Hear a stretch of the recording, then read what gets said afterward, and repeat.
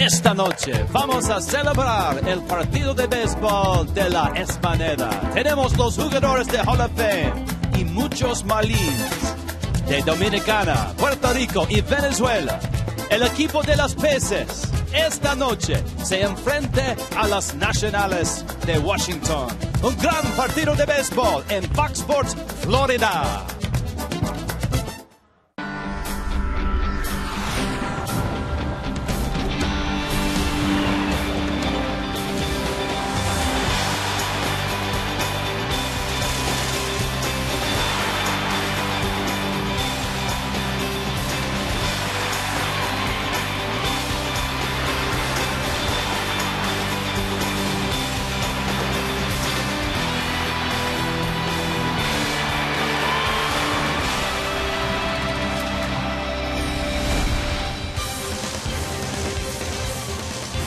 En Miami esta noche, Estadio de Sun Life, el partido muy grande, los Nacionales de Washington y los Marlins. Ricky Nolasco tiene curva buena, Gabby Sánchez, bateador muy caliente. Está rapidísimo Emilio Bonifacio, el campo corto, Andy Ramírez. Hola amigos, yo soy Ricardo y mi amigo Tommy, and that's as far as I can go in Spanish. It's Spanish Heritage Night here in baseball. I gave it my best shot. That's as far as I got, but it's a great celebration of a sport that really has embraced Hispanic Heritage Night. Ricardo es muy bueno. I tell you what, every one of us that has been involved in this game for such a long time, we have all at one time or another been affected by Spanish heritage, by someone that's been a coach, a teammate, somewhere along the line. And I've got a Guayabera on. You've got I got the Cubavera on. There you go. Here's a menu of what we've got going on tonight during the telecast. Of course, we got the Nationals and the Marlins. Leo Nunez is going to read the lineup in Spanish. Edwin will join us from the dugout. Tony Perez, legend in the game, Hall of Famer, and Anibal Sanchez from the bullpen in the 7th inning. All right, let's talk about that batador muy caliente and Gabby Sanchez. Terrific road trip for the Marlins first baseman. Gabby Sanchez has been on a tremendous tear. He really got on it starting in Cincinnati, but he finished things off in St. Louis. A tremendous trip, 11 for 27, but 8 for 17 against the Cardinals.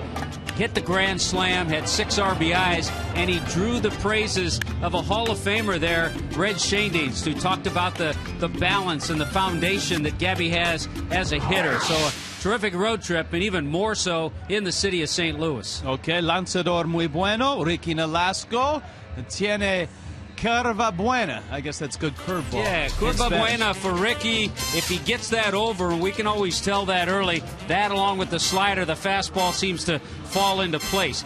Jordan Zimmerman, the 24-year-old, Tommy John surgery a couple of years ago, trying to rebound from that. Has a pretty good fastball, needs to spot it well.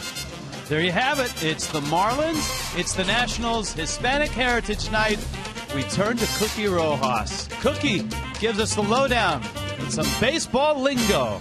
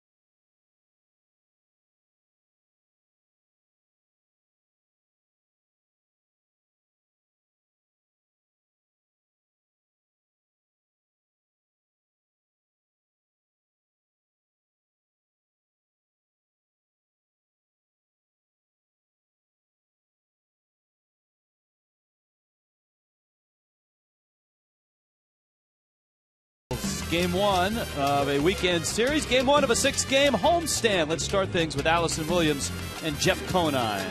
Gracias, Rich. Estoy Allison Williams y Jeff Conine, Hispanic Heritage Night. Looking very sharp, muy guapo.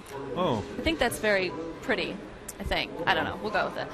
It's Hispanic Heritage Night. It's going to be a fun night. The Pachanga Band will be here, but also a special night to pay tribute to a culture that really has given so much to this sport. They really have. And, you know, even through my playing career, you've seen the numbers now. I think almost more than 25% of players, not in Major League Baseball, but in professional baseball, are born in Latin America. So the influence they've had on the game and the players that they've supplied to the major leagues has been outstanding. Yeah, the opening day stat was like 27% of players in Major League Baseball are Latino. And one Latino player had a very successful career, 19 years in the big leagues, a successful career as a coach and manager, our own Spanish TV analyst, Cookie Rojas. He is here with some baseball terms in Espanol. Hi, I'm Cookie Rojas here at the Sunlight Stadium, and I'm going to give you some terms about baseball we use in the Spanish country where we play baseball. For example, doble matanza, it means double play. Que lisa tiene ese pitcher. What a fastball that pitcher has. Que gancho means que clase de curva. It means what kind of a curveball that guy have. So those are the terms that we use quite a lot. Like jonrón, con las bases llenas. It's like a grand salami. So those are the terms that we use in Spanish. Mostly there are some that is always like the English side. So it doesn't change that much. La receptoría means the catcher. The guy's right behind home plate. So we have another one, for example, un triple, que es a three-base hit. A double, doble, un doble.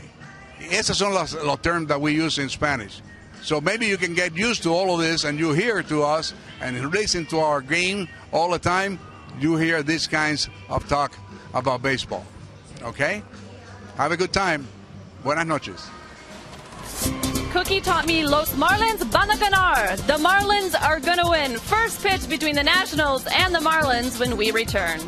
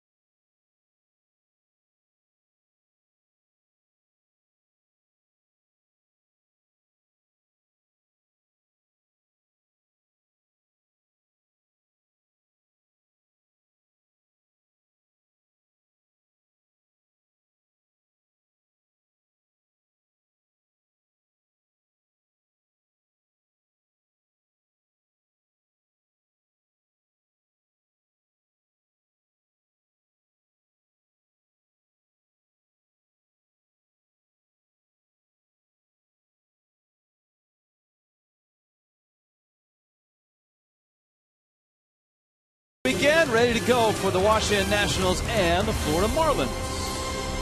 Here come the Nationals. Nationals at 14-17. They were over 500 until the Phillies swept them. Denny Espinosa, the rookie, at second. Alex Cora is hot right now. Jason Worth is in right field. Lance Nix gets the start in left. Adam LaRoche is at first base. Pudge behind the plate. Jerry Hairston Jr. In center field, Ian Desmond out at shortstop, and Jordan Zimmerman is on the mound. It's Danny Espinosa and Ricky Nolasco. And a first pitch fastball misses. It's 1-0. Look for Ricky Nolasco to throw strikes. He's first in the major leagues in fewest walks per 9 innings pitched. Espinosa takes a strike. That's fielding Colbreth behind home plate with Gary Cedarstrom, Lance Barksdale, and Adrian Johnson out on the bases. We always try to watch Ricky and watch the curveball, how he gets ahead, how he uses that. 4 of his 6 starts, he's gone 7 innings or more. Pulls that one inside. Nolasco, of course, very good. His last time out, beat the Reds at 3-0. This is career start number 122 for Nolasco. He's looking for career win number 58.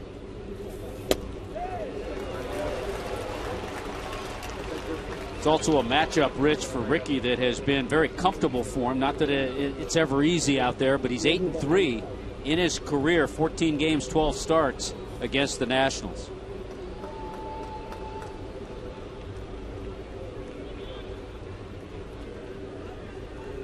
Two coming.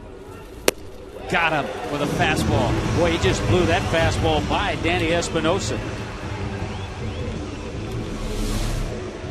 Here it is. Look at the movement.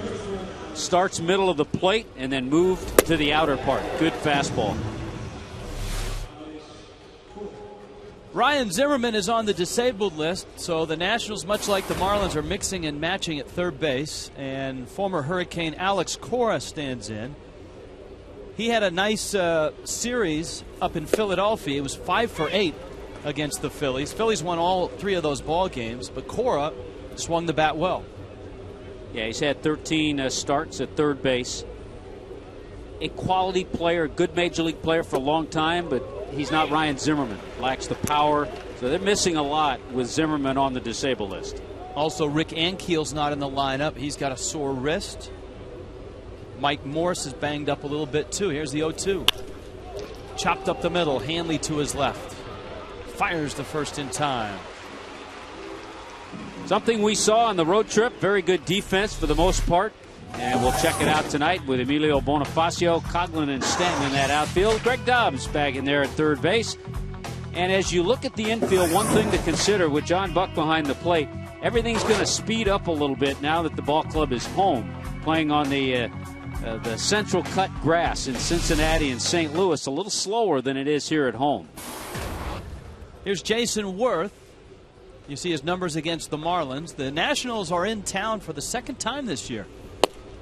So that's an oddity. We haven't been there yet, and this is their second trip here. Jim Riggleman remarked the weather was perfect the first time the Nationals came into town, and it's a very pleasant night tonight. All your cooling will prove that to you. There it is, 79 degrees. There's a 30% chance of rain and a slight breeze. And a big picture of Jason Worth up on the scoreboard. Without Zimmerman, Worth is the big bat in the lineup. He's the guy when you go over the scouting report and you talk to Ricky and John Buck and Brett Hayes. You go over the scouting report, you say this is the guy you don't want to have beat you in a certain situation. Even though the guy behind him has been pretty hot, Lance Nix. 2-1 coming. Fastball misses up. There's a look at Nix.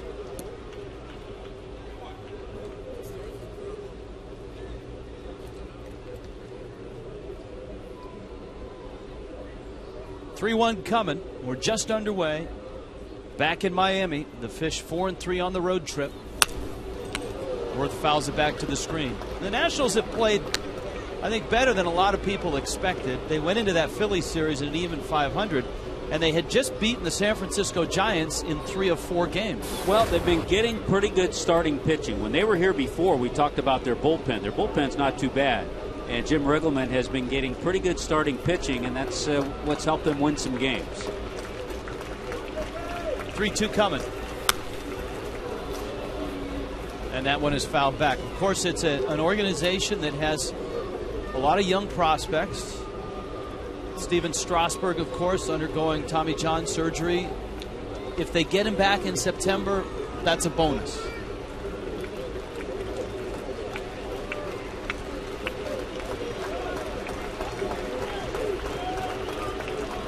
Ricky ready. Here's the 3-2. Fastball got him looking. 1, 2, 3 go the Nationals. When we return, Leo Nunez presents the lineups in Espanol.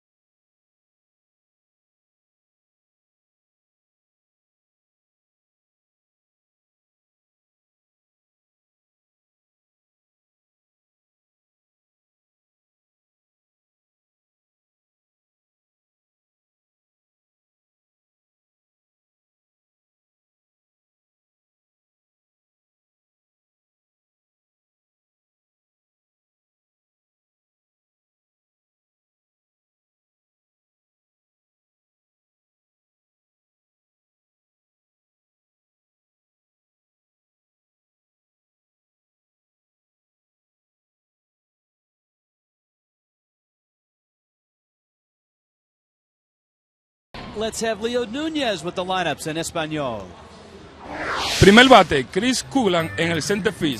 Segundo bates, Emilio Bonifacio en el left field. Tercer bates, Hanley Ramírez en el shortstop. Cuarto bate, Gaby Sánchez en primera base. Quinto bates, Giancarlo Stanton en el right field. Sexto bate, Grit Doss en tercera base. Séptimo bate, John Bosch en la receptoría. Octavo bate, Omar Infante en segunda base. En el pitches, Carlos Enrique Nolasco. Good job, Leo. Outstanding. There's Jordan Zimmerman. Jordan Zimmerman, we told you a little bit about the 24-year-old. 6-11. He's had some starts, 3 to be exact, against the Marlins. He's 0-1, but has pitched pretty well, a 3.60 ERA against the Fish. So coming off a win against the Giants, he went 6 innings, gave up 6 hits and a couple of runs. So pitching well his last time out. Chris Coughlin stands in. Coughlin to be followed by Emilio Bonifacio and Hanley Ramirez. Marlins a 6-3 loss yesterday. Coughlin bloops one down the left field line. Nix gives chase and it bounces into the bullpen of the Washington Nationals. Coughlin in the ballgame yesterday was 0 for 3. He had 3 hits in St. Louis. It was quite a series, the Marlins and the Cardinals. Every game going back and forth. Marlins split that 4-game series right down the middle at 2 games apiece. Zimmerman zooms that one high. Zimmerman beat the Giants his last time out to move his record to 2-4.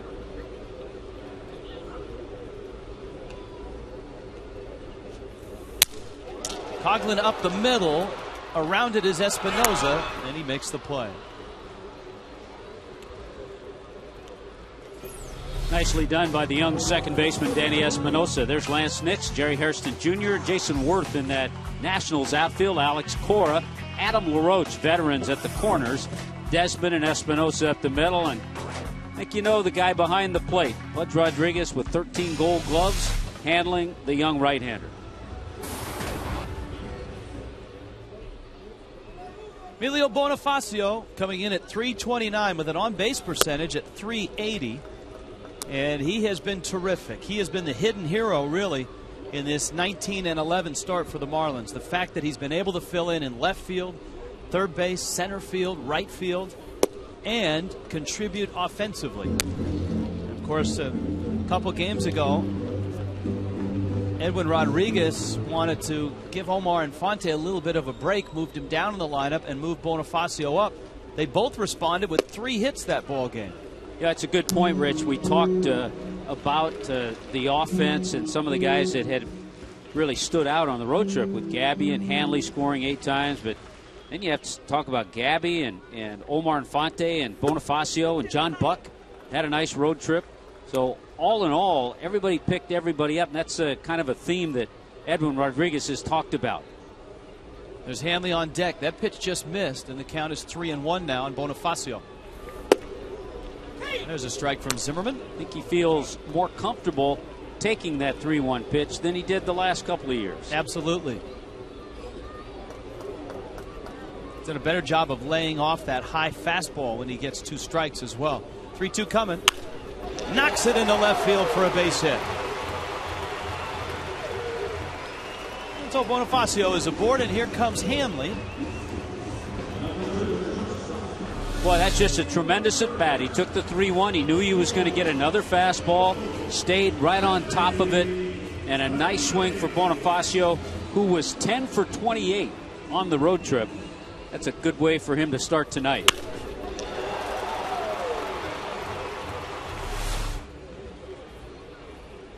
Hanley comes to the plate, and while he's not on a tear, he is showing signs of slowly starting to come out of his early season slumber.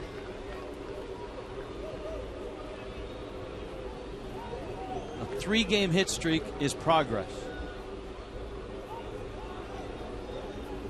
And he has a really nice mix to get it going against the Nationals. Hanley Ramirez, a .356 career hitter with 25 home runs against the Nats.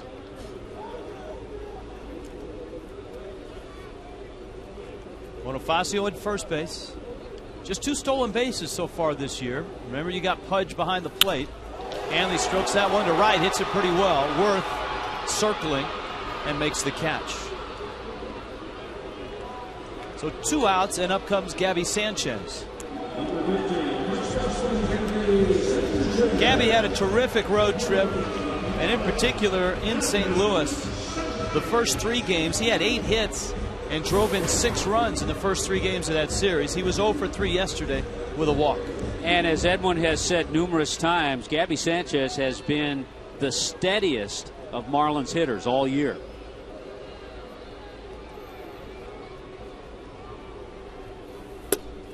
Fastball inside.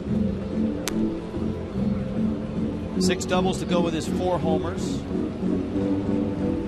And Sanchez is another guy with a nice split in terms of batting average and on base percentage.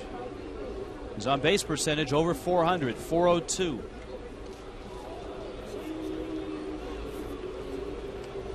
And that's kind of a split, Rich, that Gabby's had even coming up in the minor leagues. Always a good hitter. Strikes of walks very similar.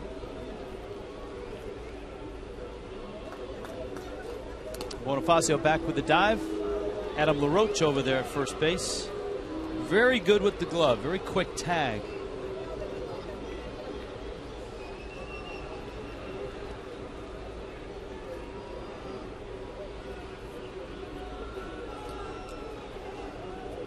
One-0.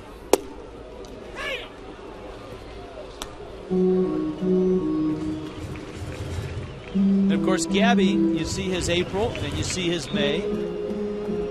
Not as extreme as last year, but he has hit in a lot of different spots in the lineup this year.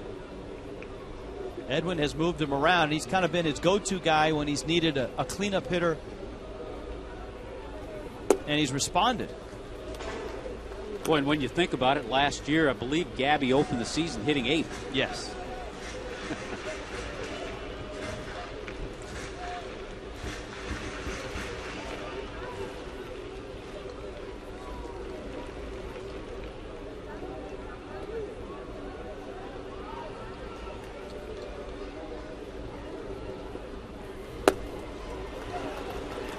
Three and one.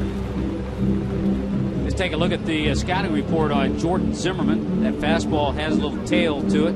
He hasn't shown the curveball, but he does have that. Throw a few sliders too. We mentioned 2009 Tommy John surgery.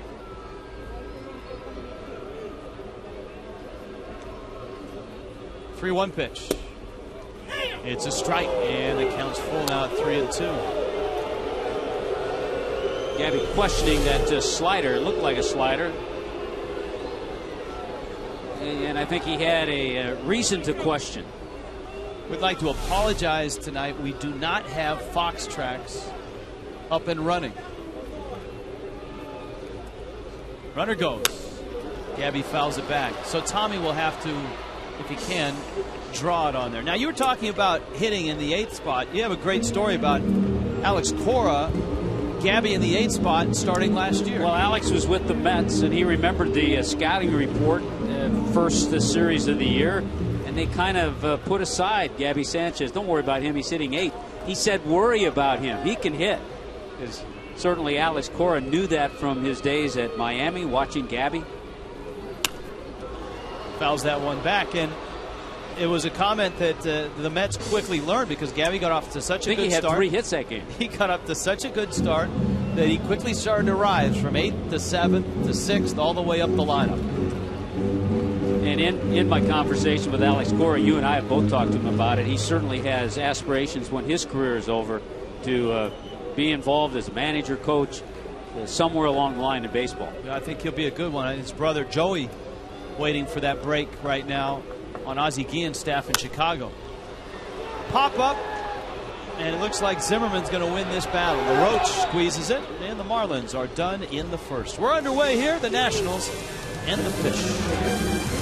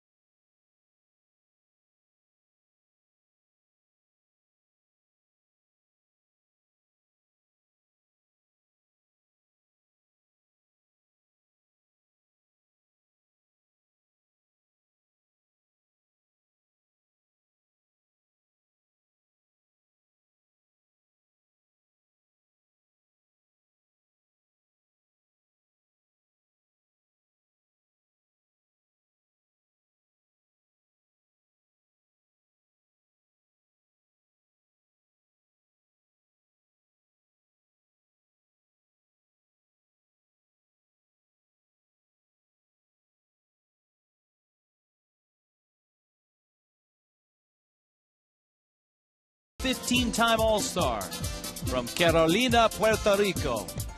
And, of course, he really was one of the first Latin superstars. 3,000 hits, and, of course, his life cut short in the tragic plane crash when he was delivering baseball equipment and food after an earthquake in Nicaragua. Elected to the Hall of Fame the next year.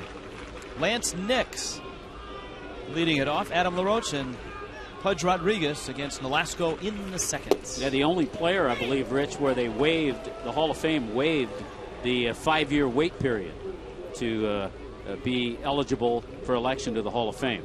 First Hispanic player to win a World Series as a starter, win a league MVP award. He won that in '66. And a World Series MVP. 12 gold gloves for Clemente. It was a thrill for me. My very first full season at the major league level with the Philadelphia Phillies was 1972, which was Roberto Clemente's last season that he played. Nolasco with a changeup, and Nix swung right over it. Tomorrow night's a Super Saturday. The postgame concert is T-Pain and Jay Sean. And the Marlins take on the Nationals at 7:10. Fans get a Marlins commemorative poster courtesy of Majestic Athletic. 1-877-MARLINS. Go to marlins.com. Adam LaRoche. Saw that pitch that Ricky threw to strike out Nix, that changeup, kind of a split changeup that he uses. That is always very effective, especially to left-handed hitters. LaRoche 3 for 11 in Philadelphia. Couple doubles. But his batting average below 200, and we've talked about it before. This is a guy, track record, you go through his career, traditionally gets off to a slow start. That's the bad news for the Nationals. Good news is he normally heats up and has terrific Julys and Augusts. It's really been a consistent pattern with Adam LaRoche. I mean, you look at his career numbers, first half to second half, and really, if you break it down, April is a month. I don't think he's ever hit 200 in the month of April. But when it's all said and done, he always puts up solid numbers. Yeah, he did last year, that's for sure. He drove in 100, had 37 doubles, and 25 homers in Arizona.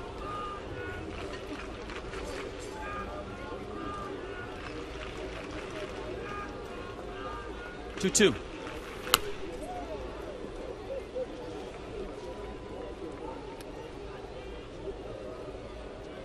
Nolasco last year, a 14-9 record. Remember, his year was cut short with the meniscus injury, and so he made just 26 starts. He walked just 33 in those 26 starts. Beautiful. Ricky knows how to change speed so well. He has more than one speed with that curveball. This one was a little slower. And he drops it up there and really has LaRoche fooled. A great pitch. You talk about the 26 starts last year. Even with that, Ricky won 14 games. A couple of nice pitches to put away two left-handers. The change up to Nix and the curveball there to LaRoche. Now Pudge. Pudge just one start in Philadelphia. Wilson Ramos is getting a lot of catching duty right now for the Nationals. You know, and the word is, in talking around the clubhouse with Washington, Pudge has been a great teacher for a guy who's going into the Hall of Fame, for a guy who wants to play because he still wants to get to that 3,000 hit mark. They say he has been absolutely terrific with Wilson Ramos, working with him, knowing that the more Ramos learns and plays, the less he's going to play. Here's the 1-1. And of course, on Hispanic Heritage Night, this is one of the all-time greats, not only in Hispanic Heritage history, but in Marlins history. Vega Baja, Puerto Rico, in 2,828 hits. Puerto Rico has produced a lot of great catchers. The Molina brothers are from Puerto Rico. Giovanni Soto from Puerto Rico. Yeah, Pudge has done a little bit of everything. I believe the Alomars are from Puerto Rico as well. Yes, they are. So Sandy Alomar, longtime big leaguer from Puerto Rico. And Pudge, of course, a key ingredient to that 2003 World Championship team. Ricky, 1-2 coming. And it misses down low. Nolasco has struck out 4 of the 5 he's faced to open up this ball game against the Nationals.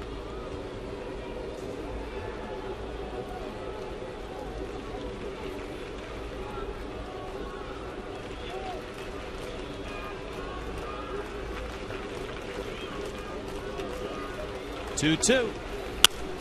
Lined into right field. Stanton slides. No catch. Got the glove down, but the ball popped through. And you could see Stanton almost battling the lights on a wicked line drive. Pudge has a base hit. This is a difficult play. A nice attempt by Mike Stanton. You're right. You've got the lights. You're twisting your backhand, the left hand, with the glove to try to make that play. It's a play like that Rick Ankiel kind of tweaked his wrist. He's not playing tonight for the National. He might be available, but that's how he kind of tweaked his wrist. Here now is Jerry Hairston, who in Ankiel's spot is in center field. And Ricky throws a strike. That's the 12th hit for Pudge Rodriguez. And so he's now 171 away from 3,000. So he's got at least a couple more seasons. Yeah.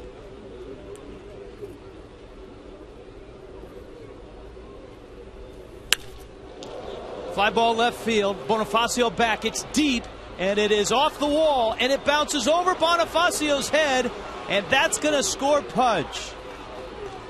I think if Chris Coughlin had to do that over again, he may have taken a different route to left field, because Bonnie was going to the wall, and Coughlin was at the wall as well. One of the two, and in this case, it needs to be Chris Coughlin, has to be back away from the wall. They both get too close, and because of that, there's nobody there to play the carom. You're not sure if the carom's going to go that far, but it does. So in that case, there was no chance for Cogs to catch it, so he has to move back. And by the time Bonifacio gets near there, it's a little too late for him to move back. Hairston with a double. And now Ian Desmond comes up.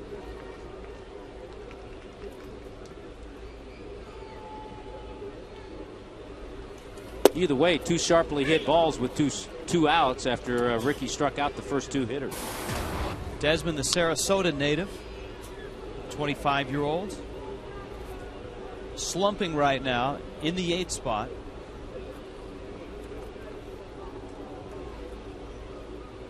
Still, he's homered 3 times and has driven in 10, and he goes around there. It's 0-2. Phillies and Braves are playing tonight in Philadelphia. That's, of course, where the Nationals were. That's a Derek Lowe, Cliff Lee matchup.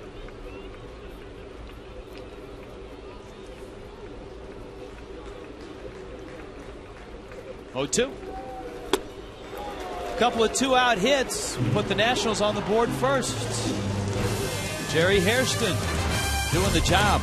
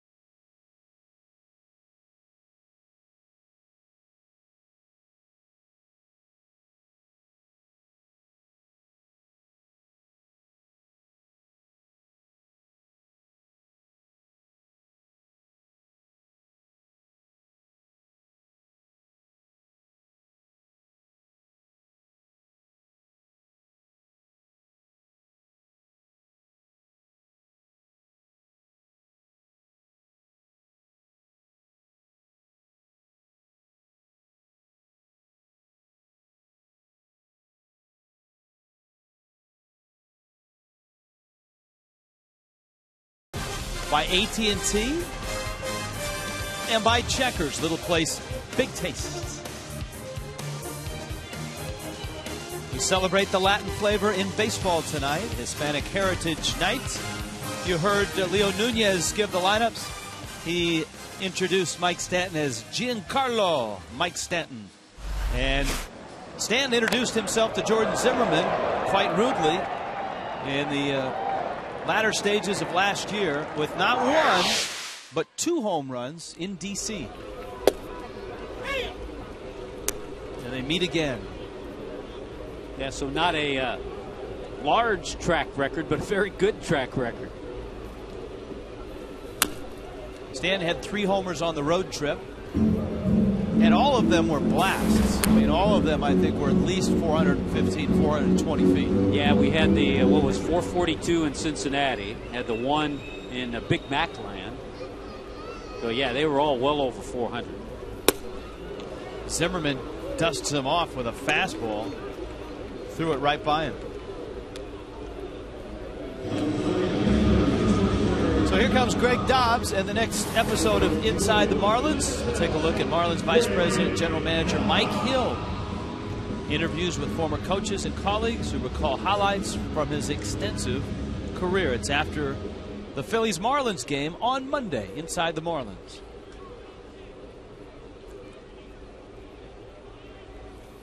Greg Dobbs fouls it back. Dobbs, who left the ball game yesterday in St. Louis with a tweak of the ankle. It's sore, but he's able to play. And he gets the start tonight against the right-hander Zimmerman, who's throwing quite well right now. Yeah, he's got good stuff. There's no question about that. And we'll see Wes Helms probably in there tomorrow night against the left-hander Tom Gorzolani. Good news for the Marlins and for Marlin fans. Logan Morrison took batting practice today. Zimmerman elevates and Dobbs can't catch up. 2 strikeouts to open up the second inning. Well, he's done that to the last 2 hitters. Gets to 2 strikes and then he elevated to Mike Stanton. Look at the target by Pudge. Wants that fastball up. Dobbs couldn't stay off of it, and Zimmerman has himself a couple of strikeouts. Here's Buck now. But Lomo took batting practice, did some running drills. Edwin Rodriguez telling us on Marlins Live before the ball game that probably not on this homestand, but hopefully on this homestand, Morrison may go play a rehab game or 2 just to get in a game, because he said in his mind, and he knows him, he's managed him, Logan Morrison plays every game at full speed at 100%, and to bring him back when he's not 100% would not be the wisest of things. Well, you're doing a disservice to him and to the ball club if you do that. So it's fortunate with the Florida State League team up in Jupiter that it's close. He can go play some rehab games. I wouldn't be surprised we see Logan Morrison on the road.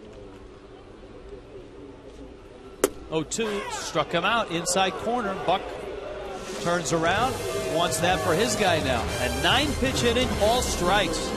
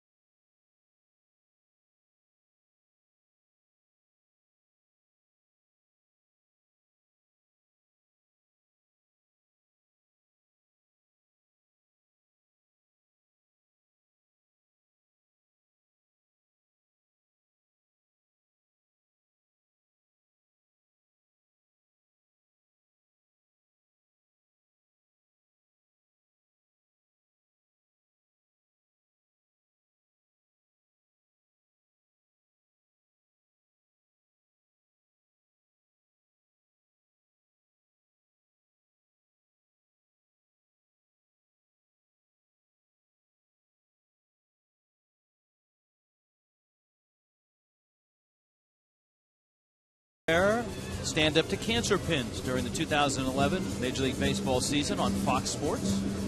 Stand Up to Cancer and their work to fund groundbreaking research, certainly a great cause that helps accelerate treatment for patients. For more information, please visit standuptocancer.org. MLB.org/Fox Sports. This is Zimmerman, and this is Nolasco. A couple of pitchers throwing pretty well tonight, Rich. Yeah, Zimmerman striking out the side on 9 pitches. Nolasco has struck out 5 of the 6 outs he's been able to get. But the Nationals got a run, a single by Pudge on a ball that glanced off of Stanton's glove, a base hit. And then Jerry Hairston's double that banged off the wall and bounced by both Emilio Bonifacio and Chris Coghlan. Liner down the right field line. That nestles in for a hit. Stanton has it, plants and turns. And Zimmerman's not going to think double on that. He's happy for a single. Our Toyota trend here in the 3rd inning. The Fish have won 8 of their last 11 against the Nationals here at Sun Life Stadium, and have won 12 of the last 14 against the Nationals overall. This is a ball club that the Marlins know they have a good history against. So you play games like this, if you just stay close, you know you're going to beat this team, and that's the way you feel. Marlins know that pretty much against any team. That's the way they have felt all along. But when you come up against a team that you've had success against, you have to have that feeling.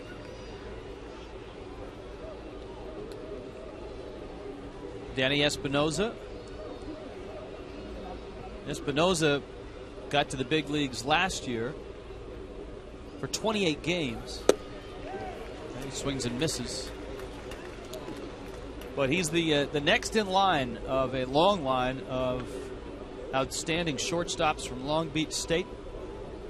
The Nationals are hoping that Ian Desmond can be their shortstop in the long term. That's why they've moved Espinosa to second. That's not to say that he can't go over and play short if that doesn't work out. Yeah, it's one of those, you've got that backup just in case. He came on like gangbusters. When he came up last year, he went on an unbelievable tear. His first 5 games with the Nationals, he was 9 for 16 with 3 home runs.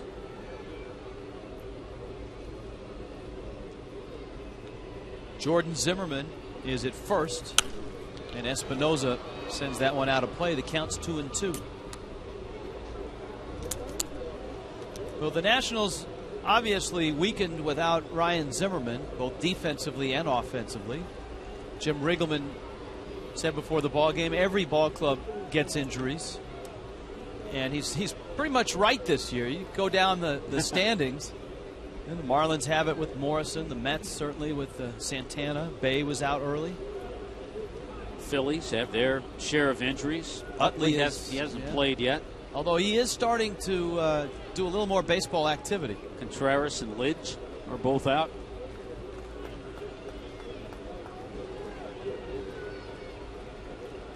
Two. Good fastball, and Nolasco has 6 strikeouts already. Twice he has thrown fastballs by Espinosa to strike him out. Espinosa leads the club in RBIs.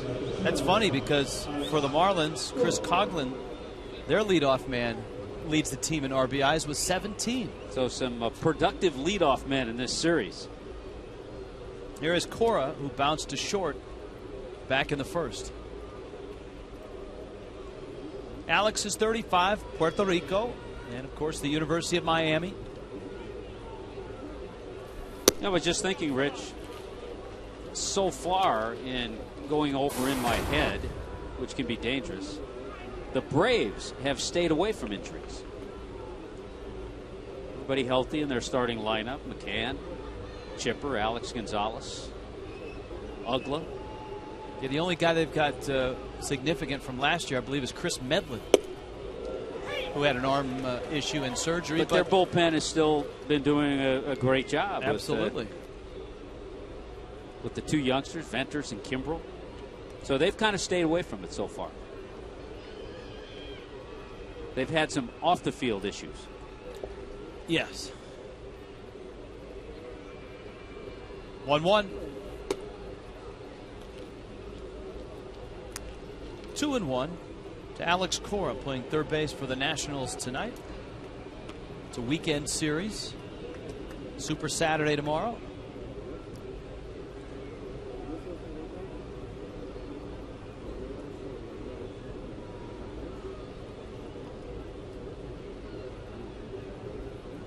Zimmerman's running, and a hit and run to third. It's a fair ball. And out at first is Cora. You don't often see that, starting the pitcher on a hit and run. But Jim Riggleman has put his team in motion from the very first pitch of this 2011 season. It's one of the things he wanted to do more of this year is run. They have 23 stolen bases. It tells you a couple of things. Number one, Riggleman has total confidence in Alex Cora that he's going to make contact in that hit and run because of the type of hitter he is. And he also has confidence in the pitcher, Jordan Zimmerman, saying, okay, he's a good athlete. I know he has the sign, and he's going to be on the move. But the whole key was he has confidence in Cora. Hey, Zimmerman was a standout wide receiver growing up in Wisconsin. There you go. He set a state record as Worth digs in. Had a game where he caught, I believe it was 11 catches for over 300 yards. And Auburndale, Wisconsin is where he grew up. He went on to play at Wisconsin Stevens Point.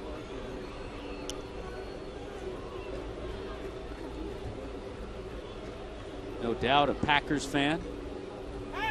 But he certainly was not as fast as Jason Worth's mom. She was a world-class sprinter. And that was outstanding. Not many broadcasters have ever made that segue.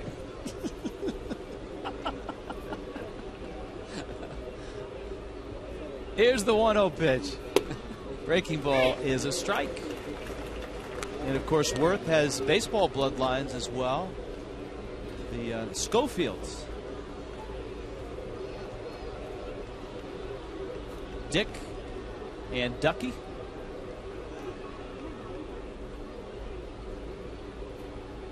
Both of them shortstops in the big leagues.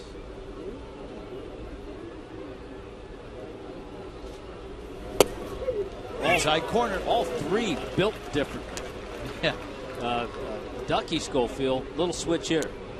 Probably 5'8", 5'9". Dick Schofield, who's had a nice career with the Angels, a lot of games. Average size shortstop, maybe 6 feet, 6'1". Had some power.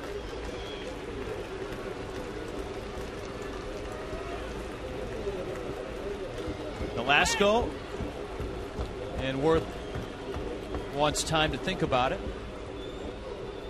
6 strikeouts for Ricky. He got Worth looking in the first. Worth was thinking breaking ball, and Velasco threw a fastball right down the middle. 1-2 here. So what's he think now?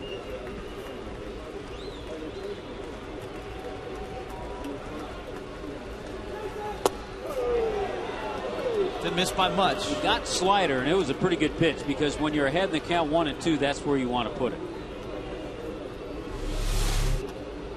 Just off the plate. Many times Worth will chase that. Again, we apologize. Our Fox tracks not functioning, but engineers right now are working round the clock to get it back.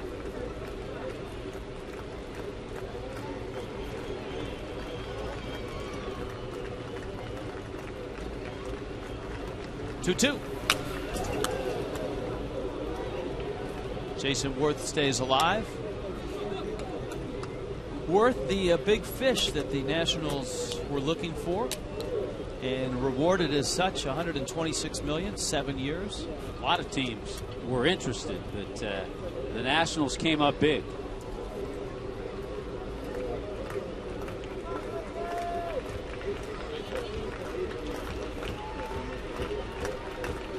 Jordan Zimmerman out at second. Velasco's breaking ball is off the plate, and Worth has run the count to 3-2. It's something that Worth is very good at, getting deep in counts. See Lance Nix. I think even though Nix is a left-handed hitter, Ricky has the luxury of making a perfect pitch, and if he misses with the first base open, so be it.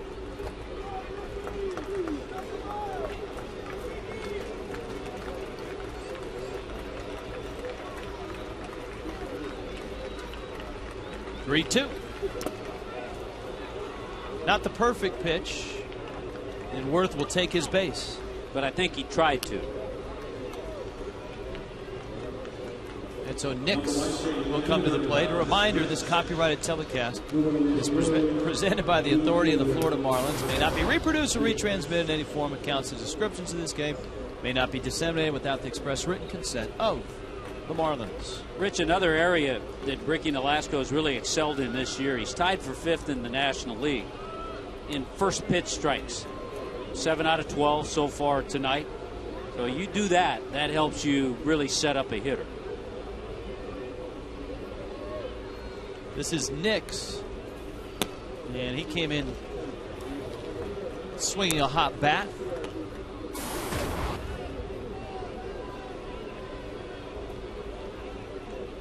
Last 17 games,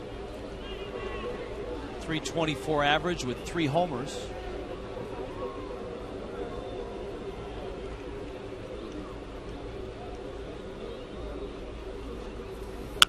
Breaking ball, got on top of it. Nolasco has it. Flipped to Gabby Sanchez. Inning is over. Nationals leave a couple and lead it 1-0.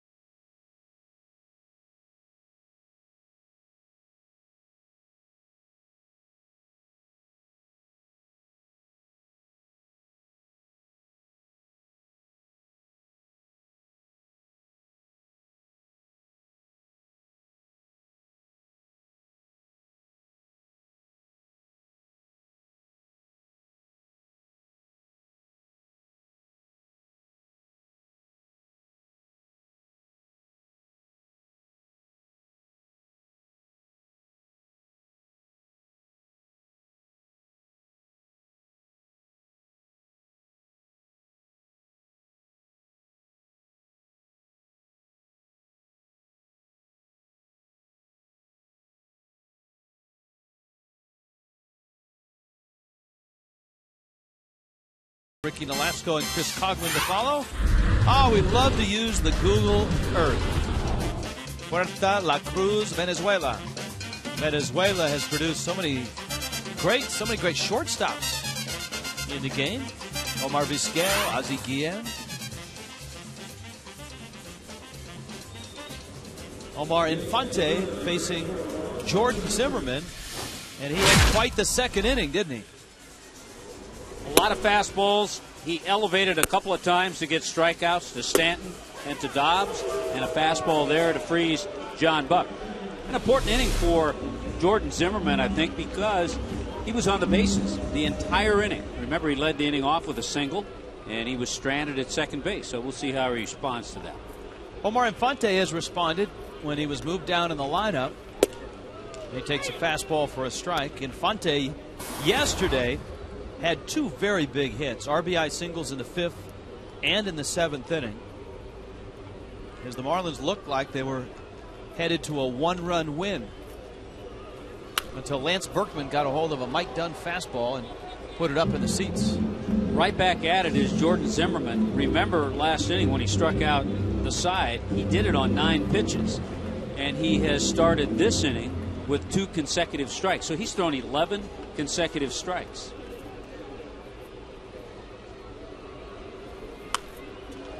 Infante 5 for his last 8, and he fouls that one back. Speaking of right back at it, Andre Ethier is in the lineup tonight and has a hit. And he sat out, a little elbow problem. So that takes him to 30 consecutive games. 0-2, Infante chops it towards third.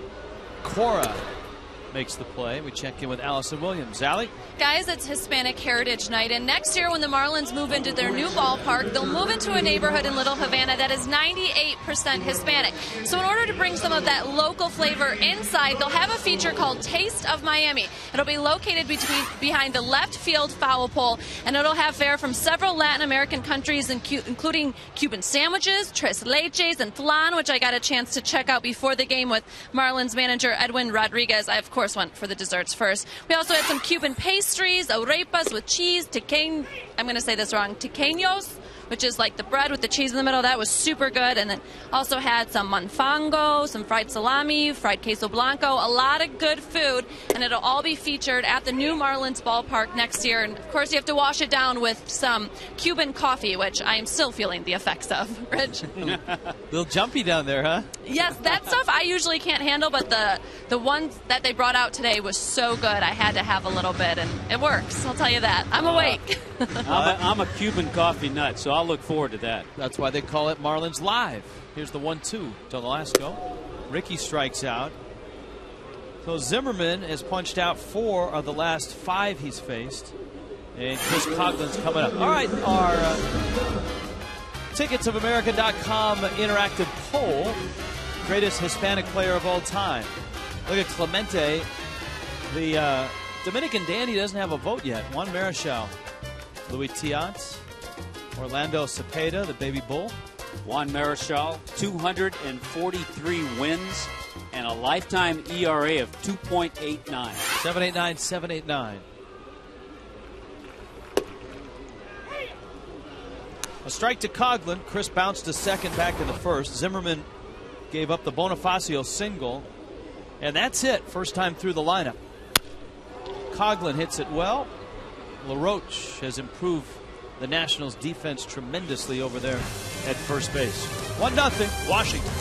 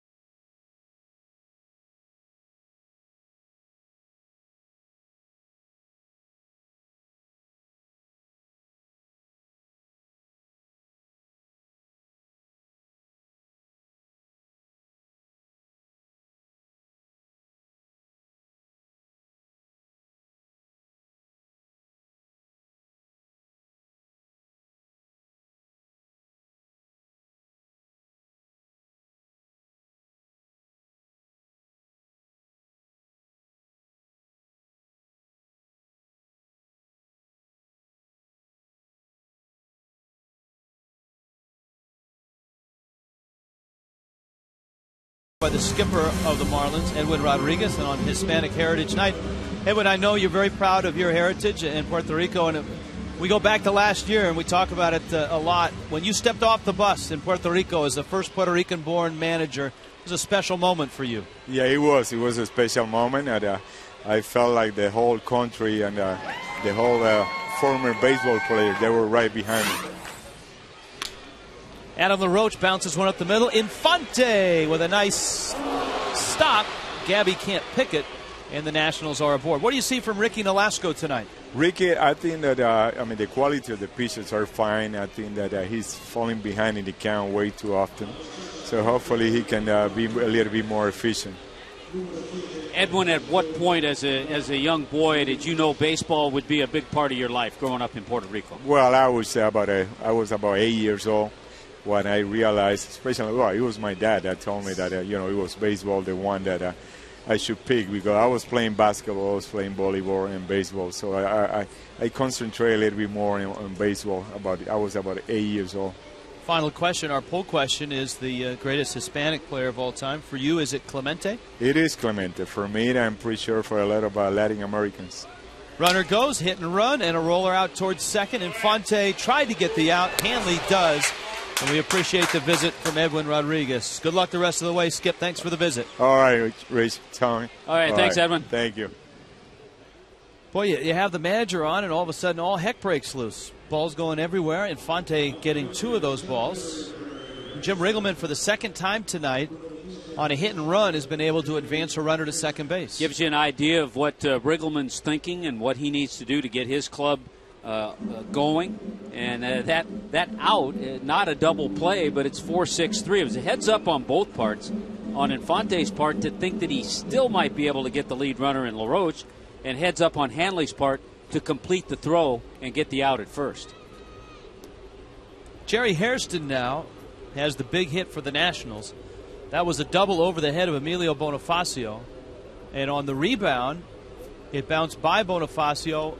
Chris Coughlin had come over from center field, but he had joined Bonifacio at the wall. And so neither were in a position to pick it up and start a relay. Thus, Pudge Rodriguez scored all the way from first on what was a double. Yeah, it's one of those plays, and we talked about it a little bit. If you realize you're not going to make the catch, and in Coughlin's position, he wasn't going to make that catch, then you've got to peel back if that ball bounces away as it did. Bonifacio up with it. They'll hold the runner, and Bonifacio's throw is cut, and the Nationals have another hit.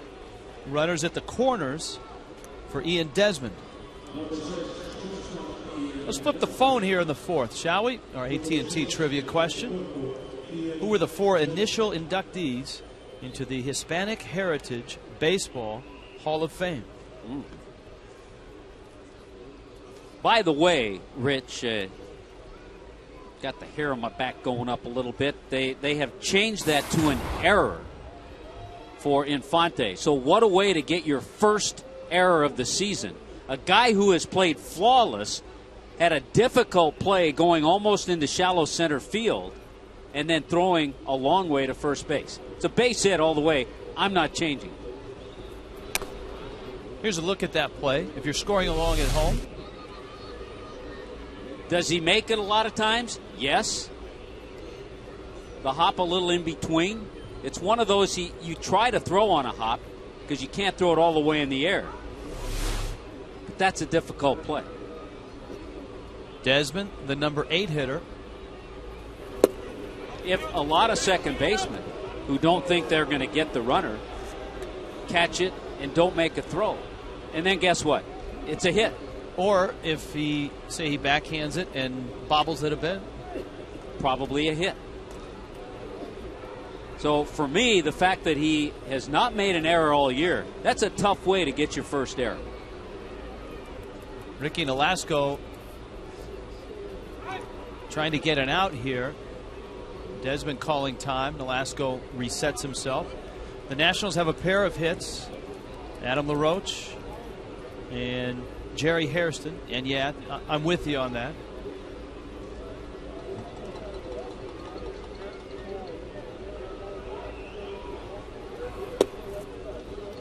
Desmond was a strikeout victim back in the second.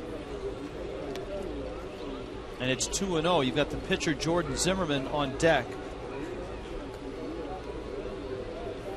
The other thing you have, Rich, you have Ricky with 63 pitches, and Zimmerman hasn't even reached 40 yet.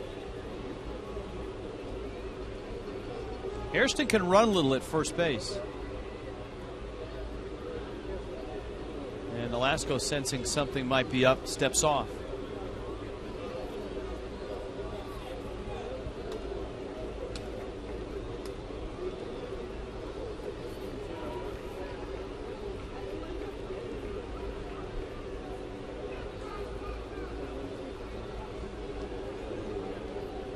2-0. In the air, center field. Coughlin is over there. Runner tags. And coming home is LaRoche. You got to throw to second base. And the throw comes all the way to the plate. No chance to get him. They're lucky that the runner didn't advance to second, Jerry Hairston. You've got to throw that ball to second base. Roberto Clemente would not have thrown him out at the plate. No chance at all. And when you throw it that high and miss everybody, Chris Coughlin's very lucky that Hairston didn't get back soon enough to tag up and go to second base. So the Nationals have a couple now. And here is Zimmerman. Marlins are going to appeal that he left early at third. Adrian Johnson, the third base umpire, says no go.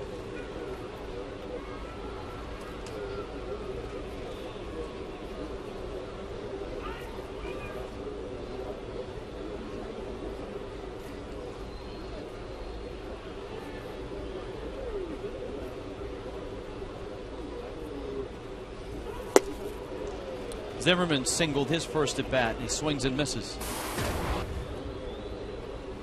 That's where we talked about in talking about the Nationals even before the season started. The strength of this division, the National League East. Everybody talked about the Phillies and the Braves and the Marlins, but how this club has improved and is a better club than they were last year. And of course, their big picture plan is to have Strasburg back in the rotation, is to have their young outfielder, #1 pick Bryce Harper, in the outfield. Well, if his early season numbers are any indication, Bryce Harper isn't far away from getting to the big leagues. He's had a great start in A-ball.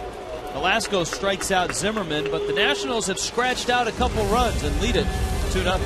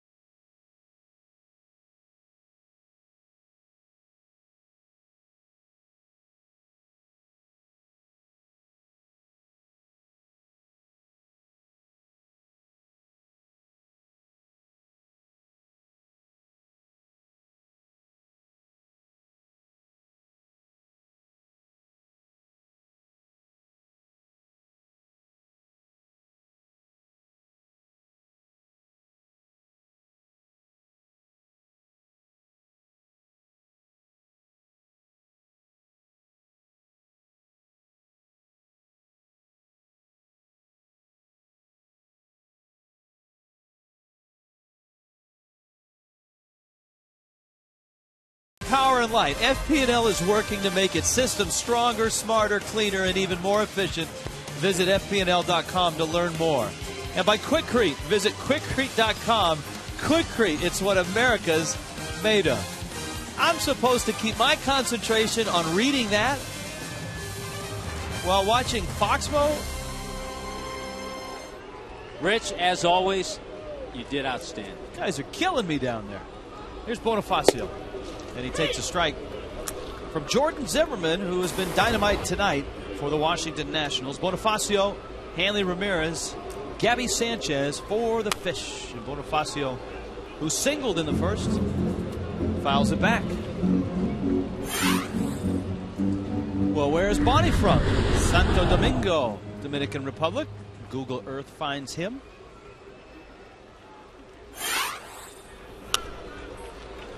And Zimmerman just keeps pumping in strikes. 0-2 now.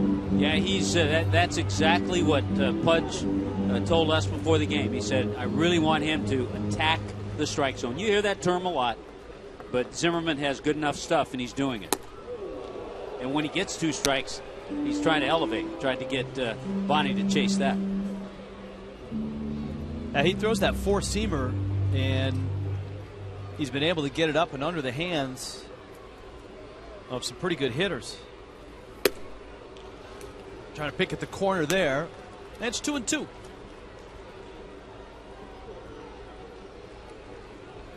Yeah, not a lot of balls hit hard. Probably the hardest hit ball was Bonifacio's base hit.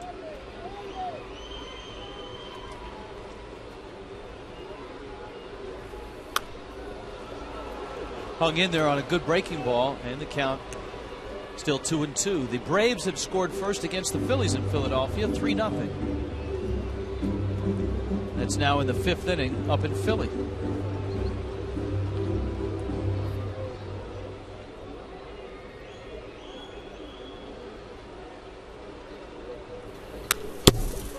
Dodgers and Mets playing tonight in the 4th in New York. That's a 2-2 game.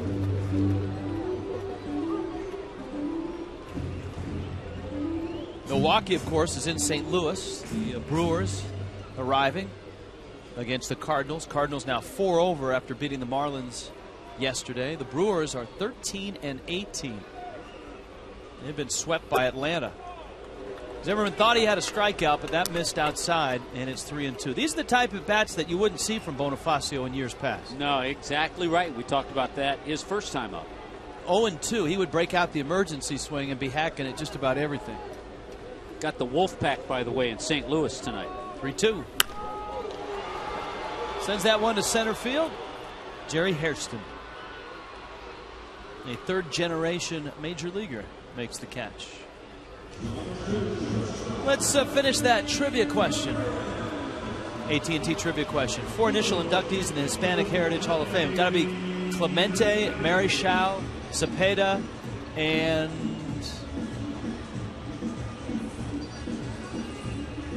Tito Fuentes goes in. Vinny Minoso. Ted Williams. Ted Williams. Cepeda, Tito Fuentes. What a flashy second baseman he was.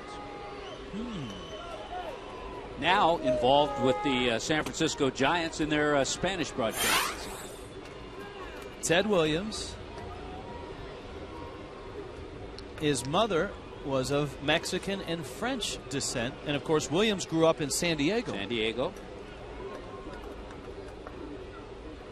The Splendid Splinter.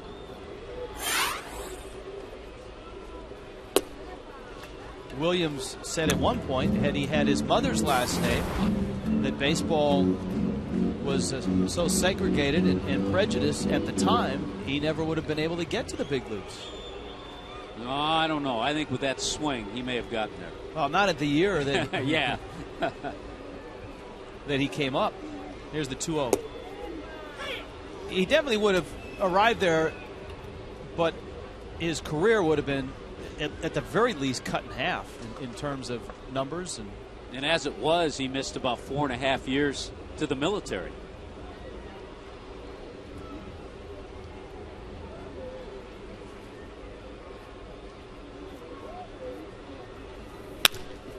There's a grounder up the middle. Desmond to first, and Hanley is out. So far, the Marlins haven't been able to solve the right-hander, Jordan Zimmerman. He's taken a little bit off at times. His fastball's been in that 93, 94 range. He's elevated it. He's used his slider. And he's got one of the best helping him through things, Bud Rodriguez.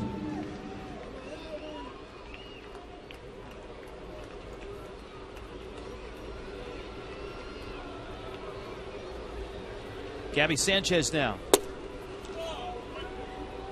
And he takes down low. There are some great names in that Hispanic Hall of Fame. The Alou brothers, Felipe and Maddie. Jesus apparently has not made it yet. Luis Aparicio, another Venezuelan shortstop. Bert Campaneris. Yeah, Luis Aparicio, the model kind of all the Venezuelan shortstops to follow. You mentioned, not sure if you mentioned Ozzie Guillen. Yep. David Concepcion. Of course, Omar Vizquel.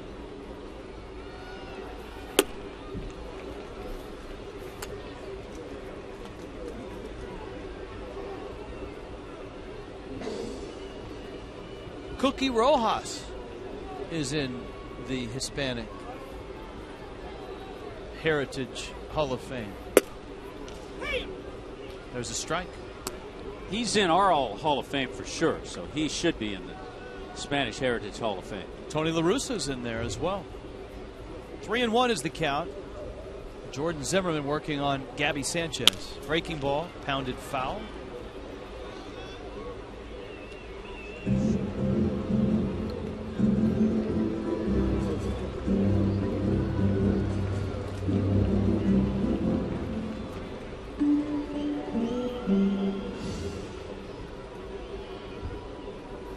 Count full, 3-2.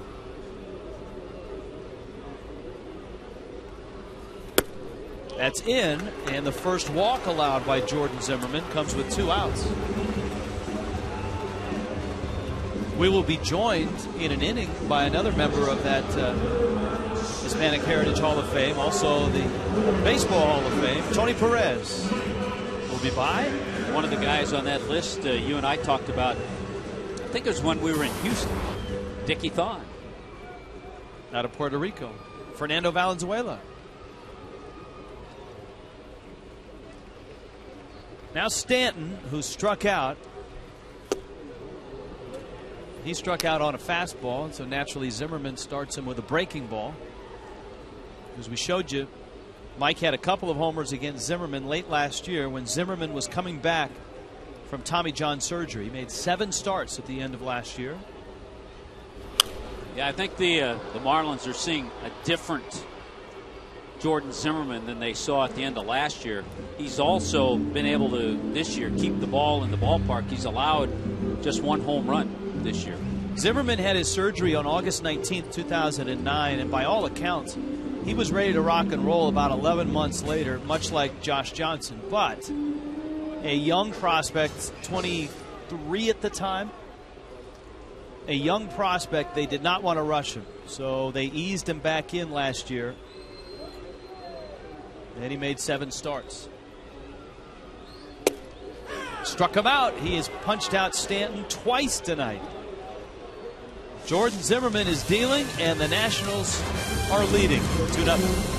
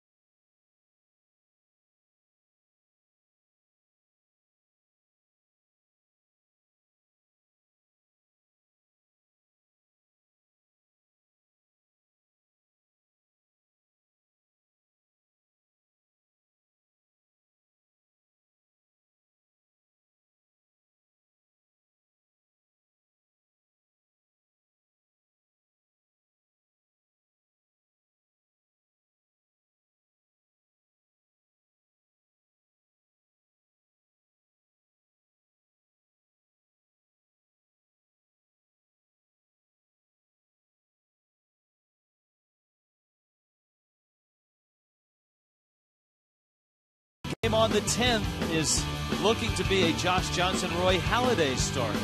Just as we look forward to the upcoming schedule, you can live forward with Just for Men hair color. Subway, 5th inning. 2-0 Nationals. And Danny Espinosa, top of the order, leading it off. Espinosa, Alex Cora, and Jason Worth. while Ricky Nolasco has some impressive strikeout numbers in this one, it's the Nationals that have the only 2 runs of the game.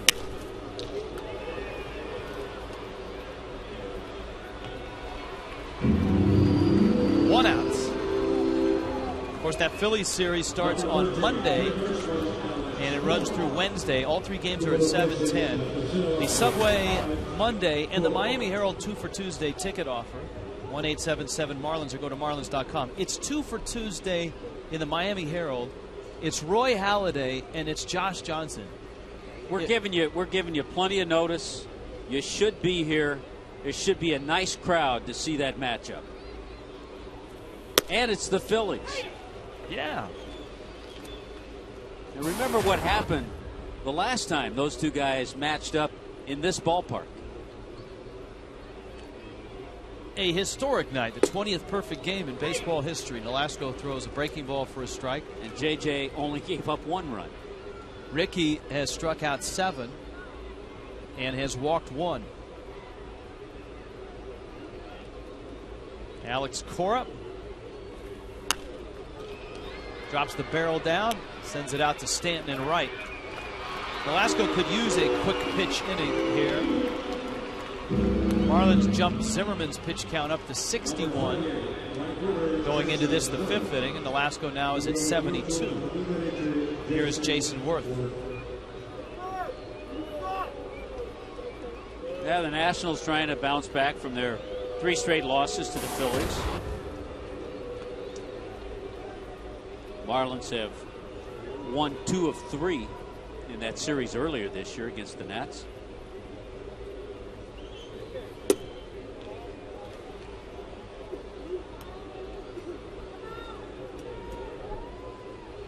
Our engineers have come through. Tommy Fox Tracks is back online. We never doubted it. And Ricky did get that quick inning. Gabby calling for it, and he makes the catch. So a 7-pitch inning, nicely done. Halfway through, 2-0 Nationals.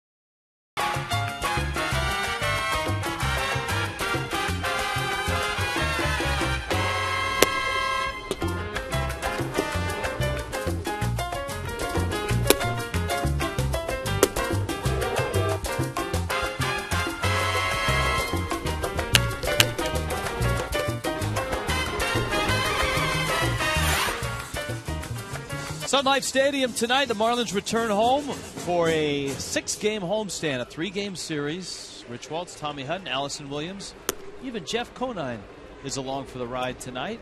John Solser, our producer. Jim Holley back in the director's chair. Ken Lee, our critically acclaimed graphics coordinator. Into left center field. That falls for a base hit. And Greg Dobbs has himself a single to open up the 5th inning. Hispanic Heritage Night tonight here at Sun Life Stadium. You can hear the band playing in the background between innings and between hitters. Little slider. Dobbs stayed back. Remember in that 5th inning yesterday, it was Dobbs who, after Westbrook had set everybody down with 2 outs in the 5th, got the single. And all of a sudden, 4 straight hits, and the Marlins put 2 runs on the board. John Buck with Omar Infante to follow. Remember, Buck got rung up on a fastball that he didn't like. Clobbers that one to left. Nix dives and won't get it. It gets by him. Dobbs with a sore ankle headed to third. Espada will hold him. And John Buck has his 7th double of the season. And here comes Infante. John Buck now 4 for his last 9, and he himself had a terrific road trip. John Buck was 7 for 21 with a couple of home runs in Cincinnati and St. Louis. One of the few mistakes, we haven't seen many, from Jordan Zimmerman. John Buck, an aggressive hitter, when he sees that mistake early in the count, he jumps on it for our Checkers double of the game, just off the glove of a diving Lance Nix.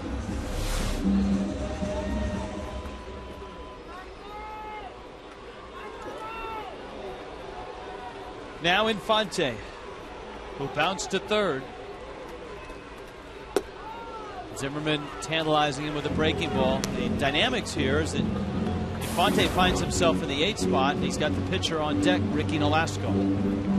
Well, we talked about how he responded the last couple of games, sitting down in the order, 5 for 8 with 3 RBIs. So he's had some run-producing situations.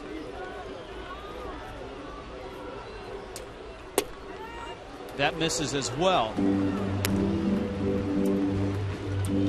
You're talking earlier, we mentioned Steven Strasburg, and also in the grand scheme of things for the Nationals, they hope to have Strasburg and Zimmerman, the 2 anchors, the 1-2 of their rotation, along with the youngster Bryce Harper in the outfield.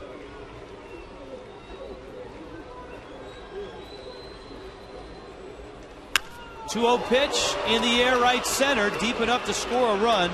Dobbs is tagging, so is Buck, and on his way to third, he gets there. Nicely done. The Marlins have their first run, and here is Ricky Nolasco.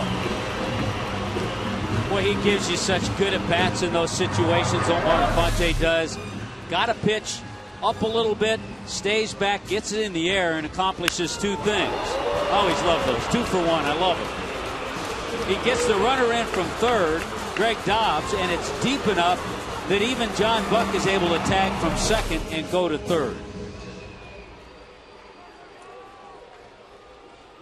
Infield is in for Nolasco, who can really help himself out here.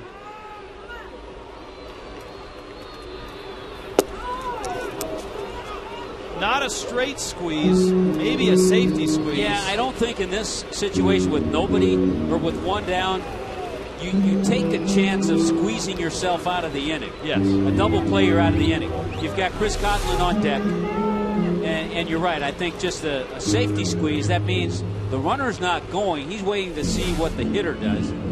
And now Joe Espada quickly comes in and gets his message across to Ricky Nolasco. I think if you see that sequence, either Ricky missed a sign or he had thoughts of maybe just trying to slap it and put it in play.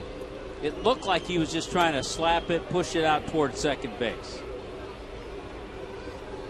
Squeeze is on. Buck is hung out to dry. I have no idea, after Espada just talked to Ricky Nolasco, what happened. Have no idea. We just saw Joe Espada, to try to eliminate any problem with a sign, went in and talked to Ricky Nolasco, and now a straight squeeze. Here comes John Buck.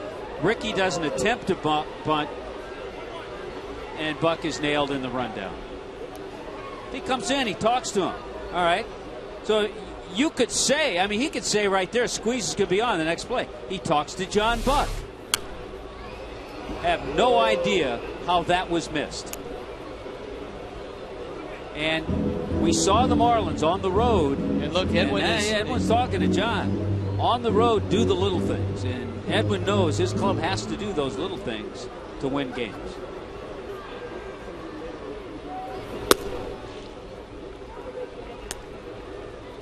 if I were to guess, because you saw Espada talking to John Buck, I would guess that Ricky just locked up and couldn't bunt, just couldn't react. But we don't know. It could have been John Buck with the mistake. 2-2 coming. And Nolasco strikes out. Marlins get one back. All of a sudden, you don't get the leadoff man to the plate. 2-1. Nationals.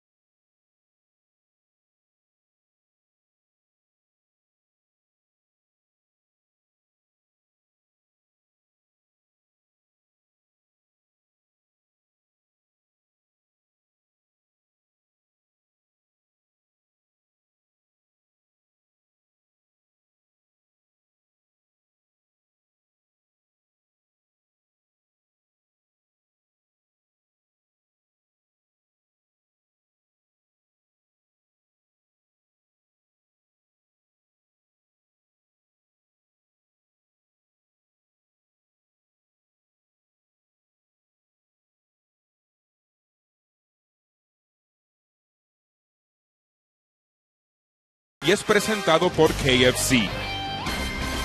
Bueno, 2-1 el partido ahora. All right, we're joined now by Hey guys, what's up? amigos Hey, over Richie, there. Tommy, how are you guys? ¿Cómo Hi, está guys. todo? Bien, y tú, Raúl y Cookie. Excelente. All right, what did you guys see?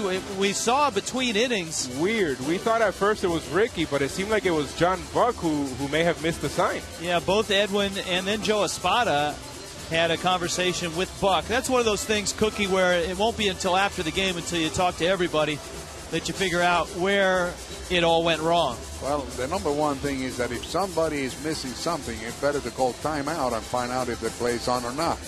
That's the way I look at it. The other thing is that in the past, in clubs that I've been with, you have to have an answer from both. The hitter has to give an answer to the runner has to give an answer to the runner. That way. And Cookie, that makes perfect sense. But if you have the third base coach talking to the pitcher and then talking to the runner, there doesn't have to be an answer if he tells them. So I'm thinking it was John Buck who just didn't hear what Joe said, or just. Probably. Yeah. You know, that's a crazy play. It's Hispanic night. Maybe he didn't. Yeah. Maybe he told him in Spanish. Yeah, maybe. You know, who knows? Speaking of, we were talking about the Hispanic Hall of Fame, and there's Cookie, your numbers there, a 5-time All-Star. Yes, sir. A lot of great names in that Hispanic Heritage Hall of Fame. You know, the one that I really know for a fact that it should be in the Hall of Fame, in my opinion. Cooperstown, Hispanic, I'm talking Cooperstown, right. is Luis Tiant. Yeah. That's a pretty good name. All right, guys, we have another interested observer joining us in the booth, so have a good telecast. All right, you guys. Likewise. You too. Another guy who's in the Hispanic Heritage Hall of Fame and in the Hall of Fame in Cooperstown, Tony Perez from Cuba, 7-time All-Star, 3 World Series. The Bill Lee pitch. Yeah, that's the one. The Ephus pitch that he knocked over the wall in one of the greatest World Series ever played, 1975. And he joins us now. Tony Perez in the booth. And a fun night at the ballpark. The music, the festivities. Tommy and I have the Guayabera. Yeah, we got the look. We got the look, doggy. We're looking good. Now, Tommy, I have the Guayabera. Tommy has the Cuba Vera. Yeah, but I see Conay. I see Jeff. We won too. Yeah. Guayabera. Hey, we were talking. You just heard Cookie mention Luis Tiant. There were a couple of pitchers I wanted to ask you about on Spanish Heritage Night. Luis Tiant, you had a chance to face him a few times, I would think. Oh, yeah. Luis should be on the Hall of Fame. Yeah. I mean, he got the numbers, everything to be at the Hall of Fame. Some guys on the Hall of Fame, Luis had almost the same numbers. And he had a personality, he had a flair. He won 229 games. Look at that, 3-time All-Star. Man, he was so tough to see. The ball coming out of his ball? hand. Oh, he hid. Yeah. Everybody has problems. 229 and 172, his career numbers. Ricky Nolasco strikes out Adam LaRoche. The interesting dynamic, as we were talking to Cookie and Raul, is the fact that the two guys that were involved in that play, the squeeze gone awry, met on the mound. And I'm sure that's the first time they had spoken since that play, because we saw Buck. He was cornered by Edwin and Joe Espada. Ricky wasn't around there. And so here's them on the mound. Number one, sorting it out. But watch Ricky. Ricky, after they talk, says, come on, that's okay. Let's go get him. Let's go get it, yeah. Yeah. And Ricky's come out and struck out the first two hitters. Yeah, that's something you can.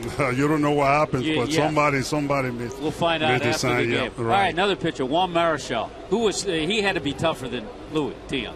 Yeah, no, not to me. I mean, Marichal was a great pitcher, and but you know, to see the ball out as Luis Tiant, to me, I mean, it was harder than to see Juan. Juan was tough because the high kick, the high leg. When he put that leg down, you can see the arm. But Luis, he turned around, he looking at his scoreboard somewhere, and and then the ball come at you.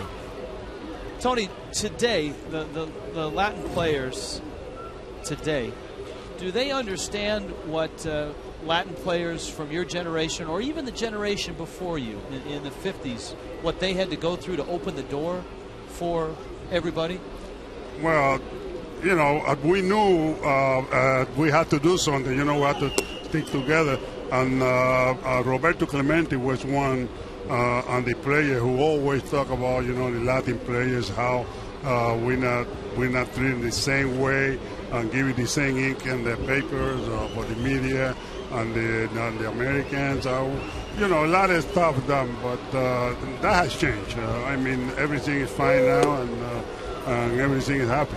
So it has to make you feel good going through what you did early in your career in the minor leagues to see what the young Latin players get an opportunity to do now. Oh yeah, I think all the players now, they feel comfortable because they knew they had somebody to help them. They got here, and they got people to teach them how to handle themselves and how to speak English, you know, and all that. All right, Tony, stick around for another half inning.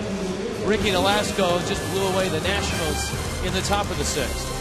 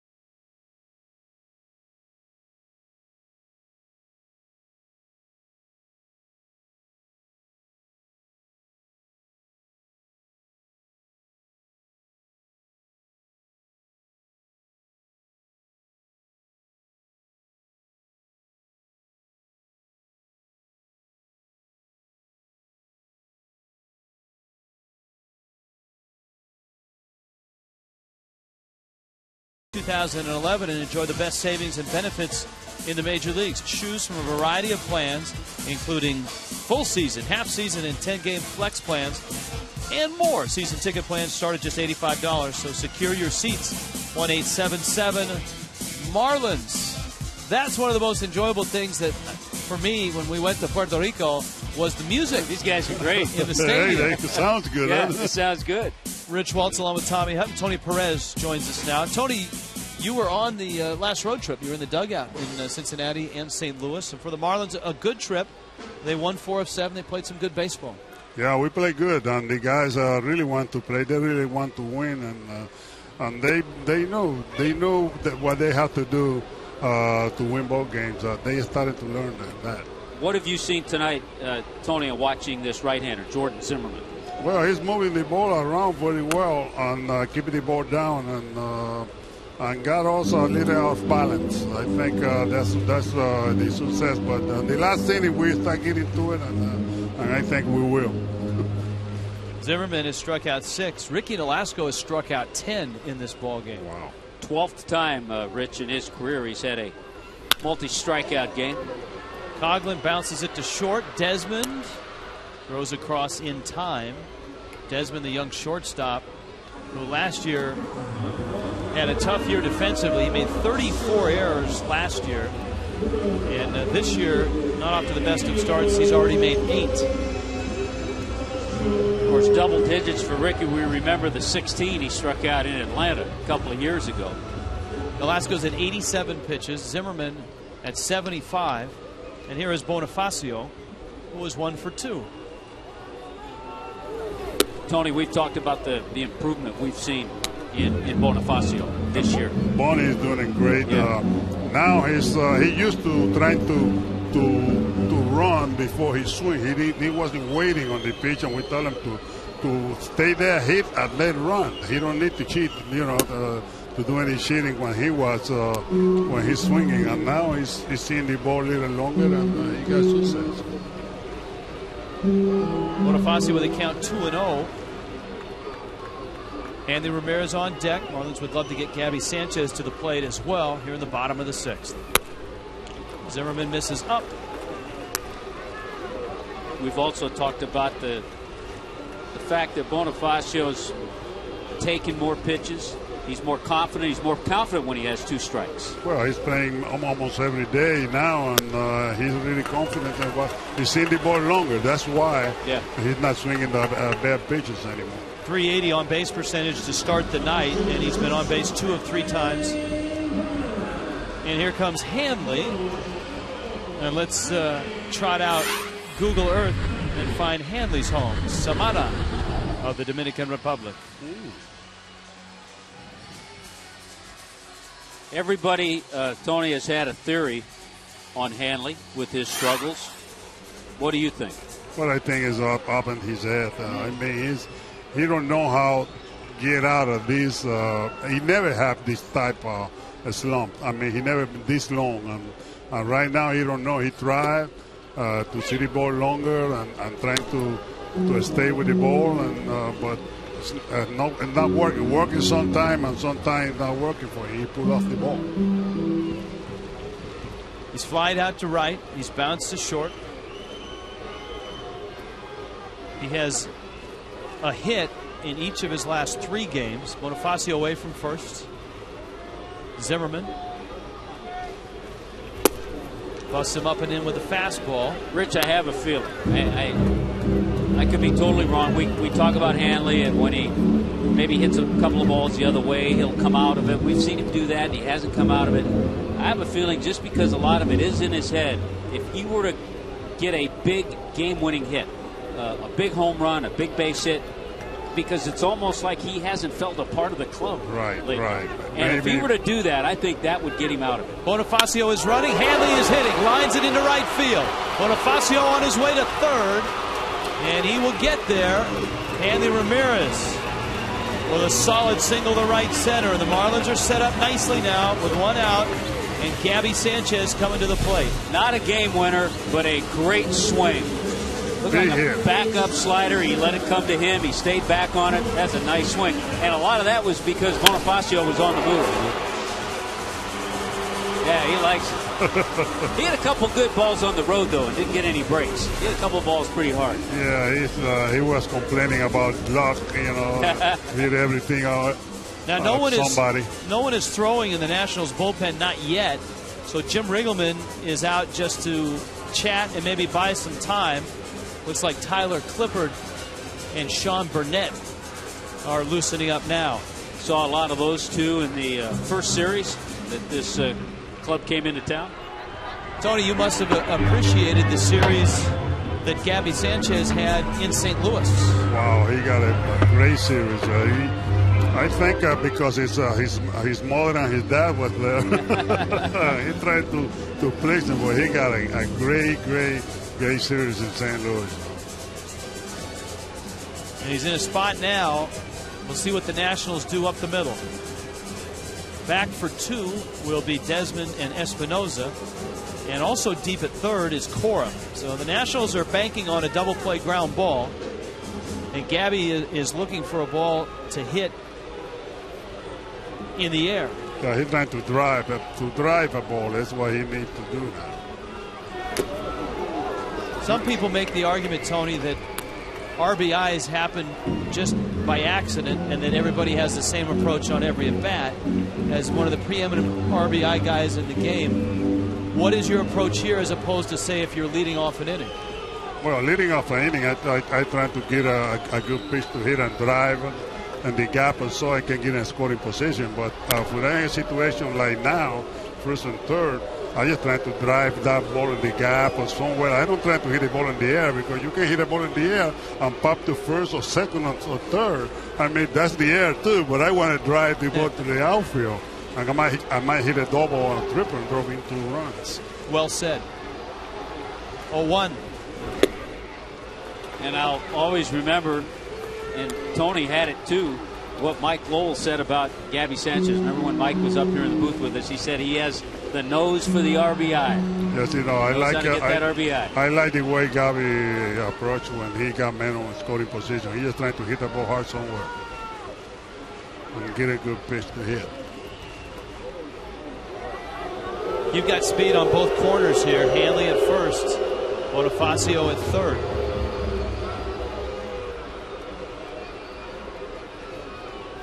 Gabby's walked and popped out. Zimmerman ready. Hanley is running, and Gabby is hitting, and he fouls it back. Not a bad play, because you have so much speed at third. Right. No, if you hit a ball in the ground, no double play. Yeah, you're not guaranteed that Pudge would throw through, right, with Bonifacio at third? Maybe not. And even if he does, and if Espinosa comes off the bag, I mean, it's a tough play at the plate with the speed of Bonifacio. Counts 1-2 now.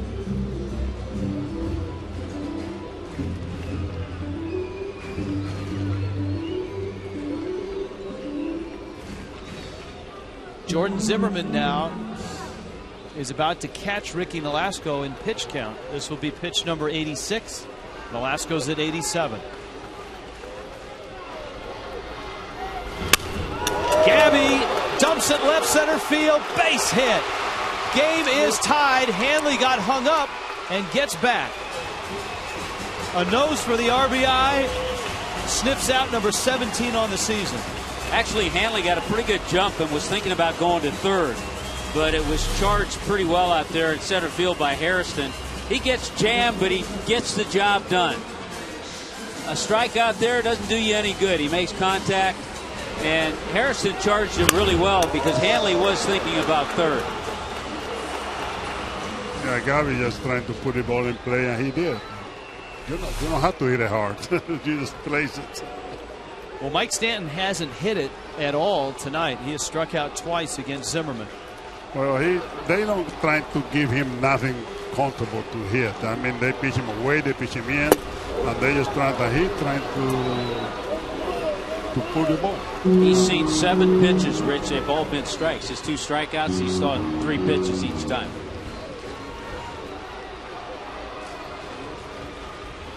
Hanley at second. Gabby Sanchez at first.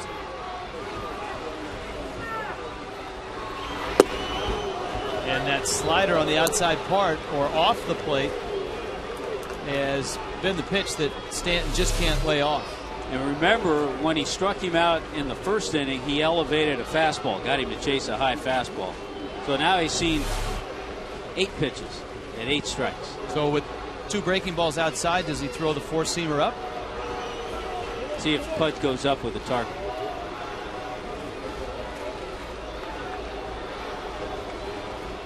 I hope he make a mistake here.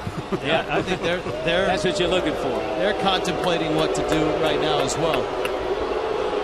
They were trying to figure out if they want to go up like they did in the first inning, or if they want to go back away with the slider. I think it's what they will do. You think they could go away? Away. When they come in and miss, they might hit the ball out. Yeah, yeah. That happened the other day in Cincinnati, 0-2, and they tried to come in, and he hit that ball out. Yeah. Let's see what he gets. 0-2. Jam shot, little pop up, and Gabby is out. Gabby says he wasn't tagged. Perry Hill says he wasn't tagged. The first base umpire, Gary Cedarstrom, says he was. Here comes Edwin. As the argument ensues at first base, Perry Hill said there's no way he was tagged. Edwin and Cedarstrom now will discuss. Tony, thanks for the visit. Thank you, Rick. Thank you, Doggy. All right. Thank you, Tom. See, Doggy shows up, and the Marlins drive in a run. There's a look, and there's no way he tagged him. He missed him by a bunch.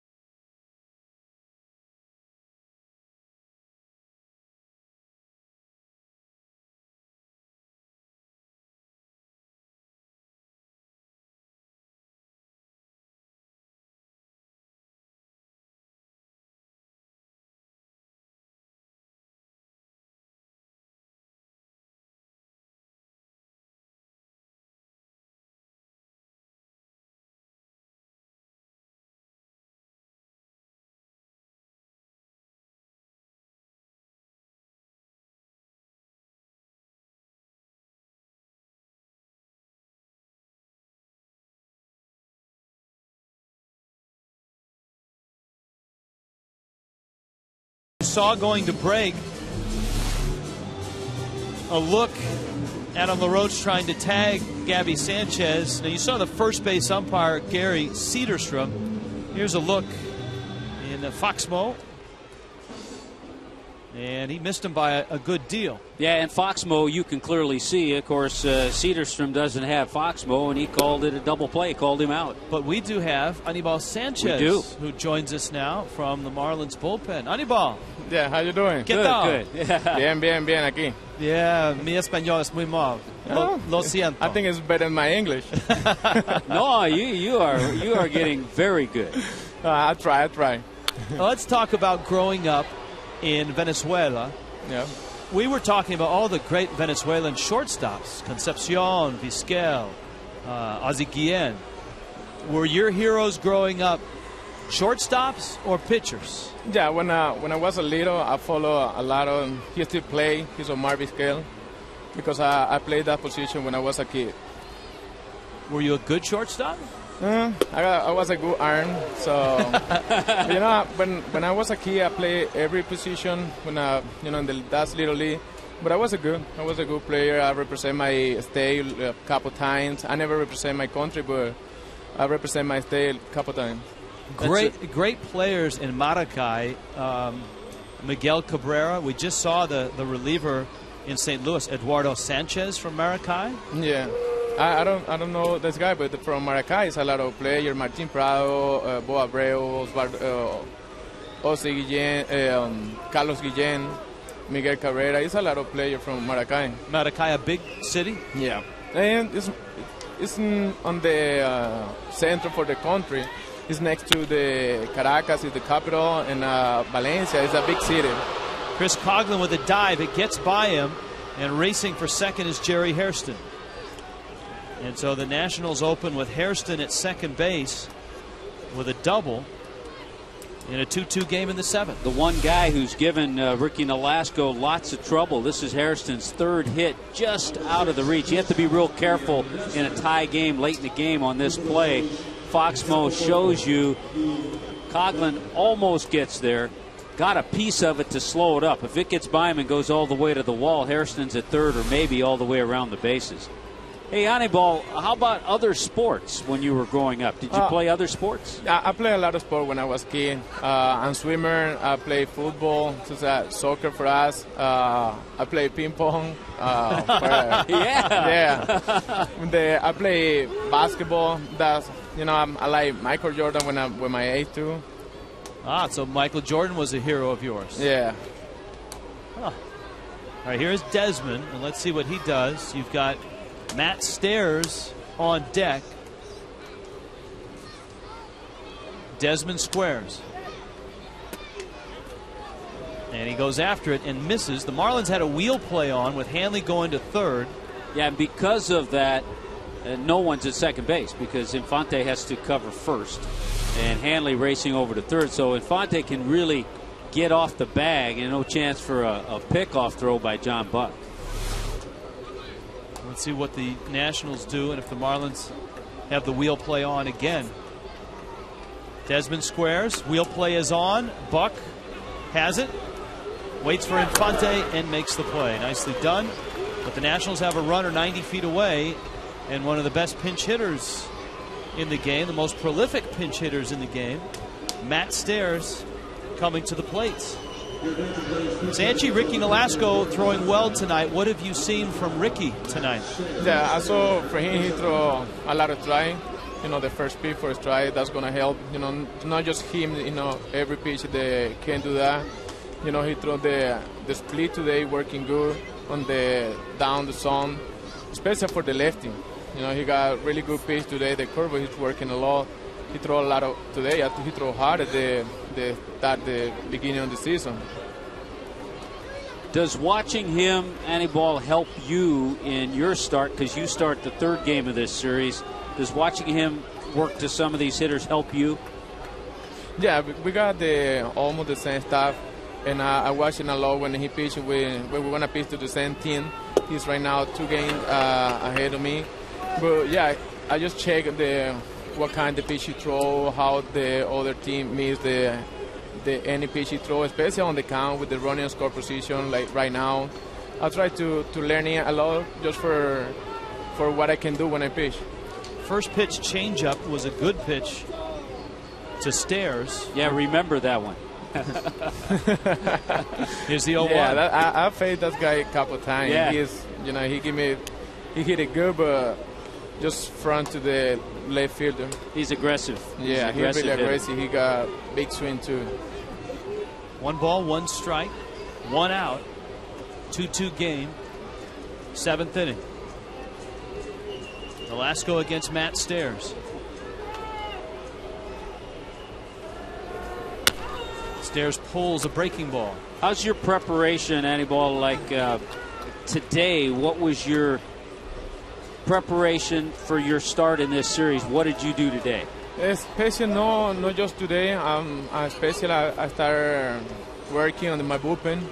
I try to throw the bullpen how it's like how I'm gonna pitch for the hitter for right now to Washington. I try to face the hitter on the bullpen. Just think about the situations. And today I just try to be relaxed and working more on my conditioning for get ready because I got Sunday games hot over here. I try to get a lot of drink a lot of water because Sunday is gonna be hot. All right, if you get ahead of Stairs, bury a breaking ball in the dirt just like that. That's a nice pitch. Yeah, that's guy you have to throw. You need to stay ahead on the count for go down on the dirt with that guy. Got him to chase a slider. Yeah. All right, Anibal, thank you for the visit. Gracias. De nada. Muchas gracias.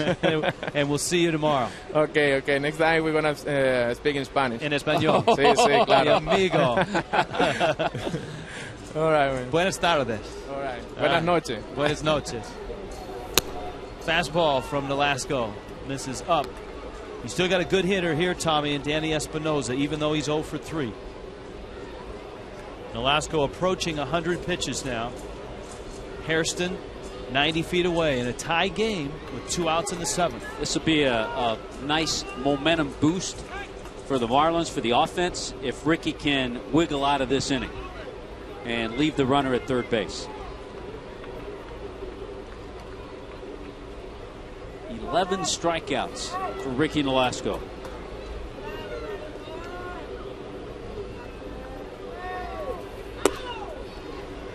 Change up, 2-0. Inning open with Jerry Hairston hitting a searing liner to center. Chris Coughlin tried to make a diving catch. It scooted under his glove for a double. Nolasco getting a visit from Hanley Ramirez and from John Buck. Nationals bunted him over. Ian Desmond laying down a bunt. But Matt Stairs, who just picked up his 100th career pinch hit in that Philadelphia series, struck out. And here it's 2-0 on Espinosa. First of 3, Nationals and Marlins.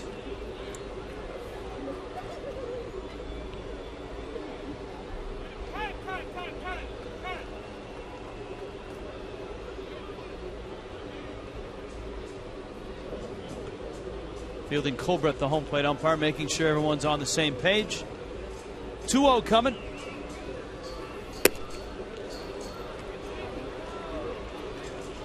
You got Alex Cora on deck, who I think's a tougher guy to pitch to than Espinosa. Yeah, he had a better series. He had 5 hits in that Philadelphia series. He was 5 for 8.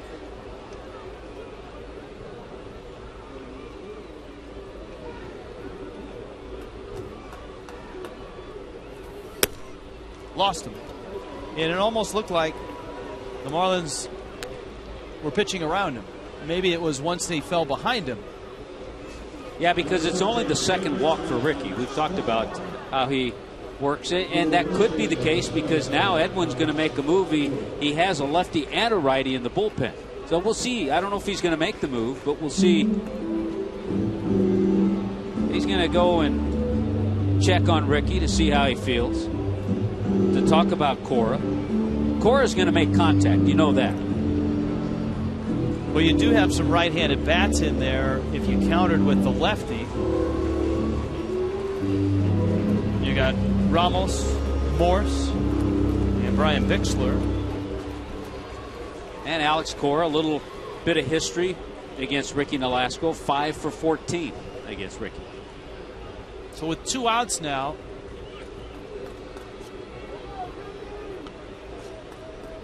Nolasco working here in the top of the 7th.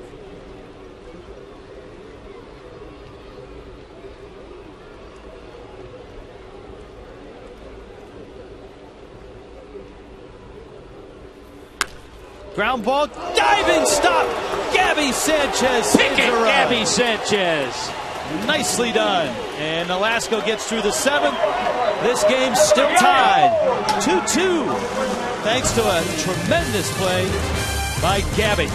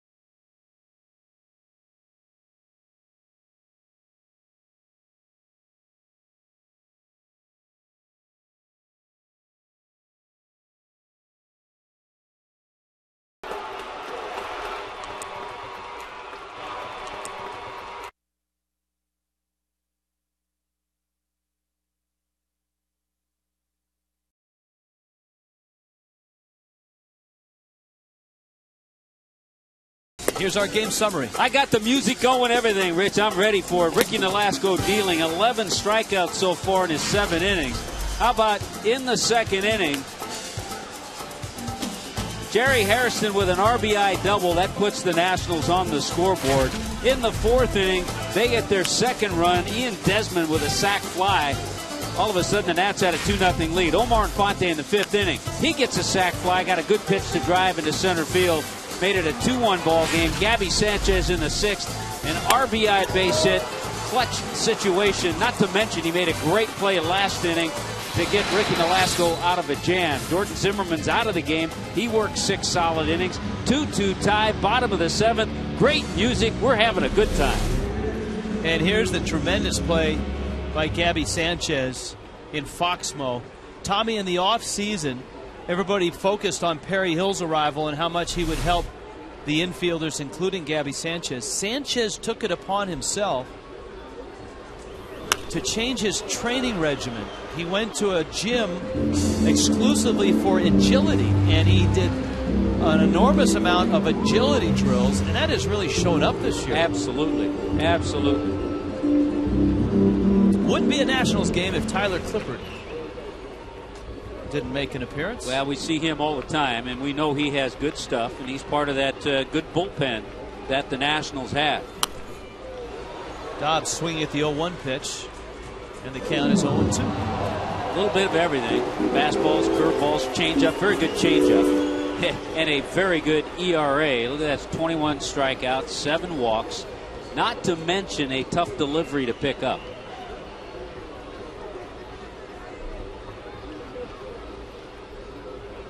Oh, 2 to Dobbs.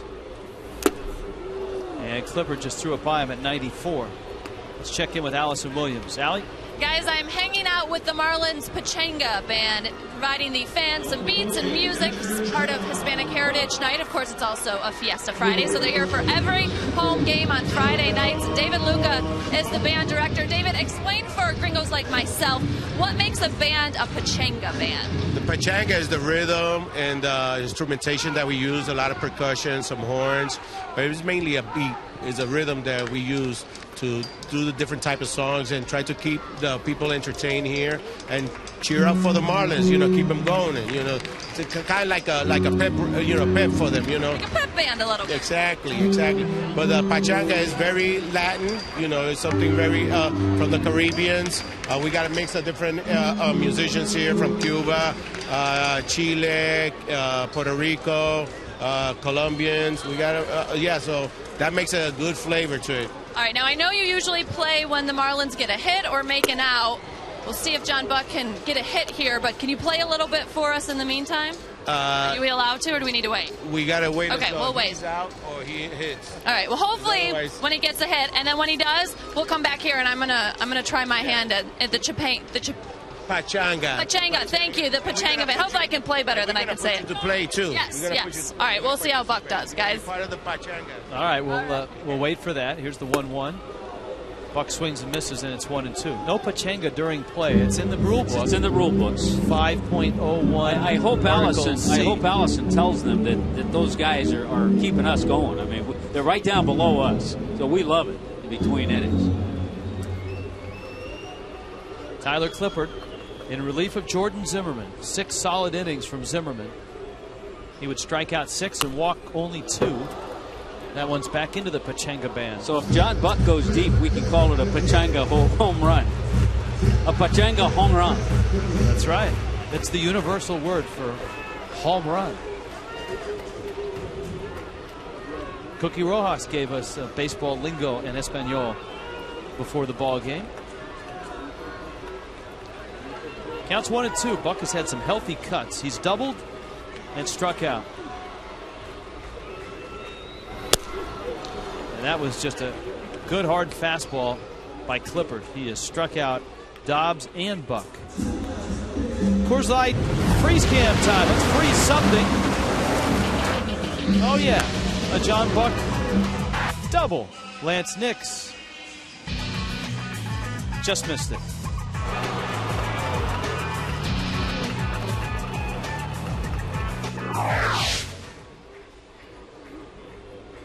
So here's Infante Clippard last year, Rich, had 19 decisions. He was 11-8, all out of the bullpen. 78 games, many times more than 1 inning because he threw 91 innings. So a valuable guy to have. You talked about their bullpen, Tommy. It's one of the strengths of the Nationals. They have some good young arms down there. Drew Storen, of course, one of their top draft picks from a couple years ago, having a very good season. There's a changeup.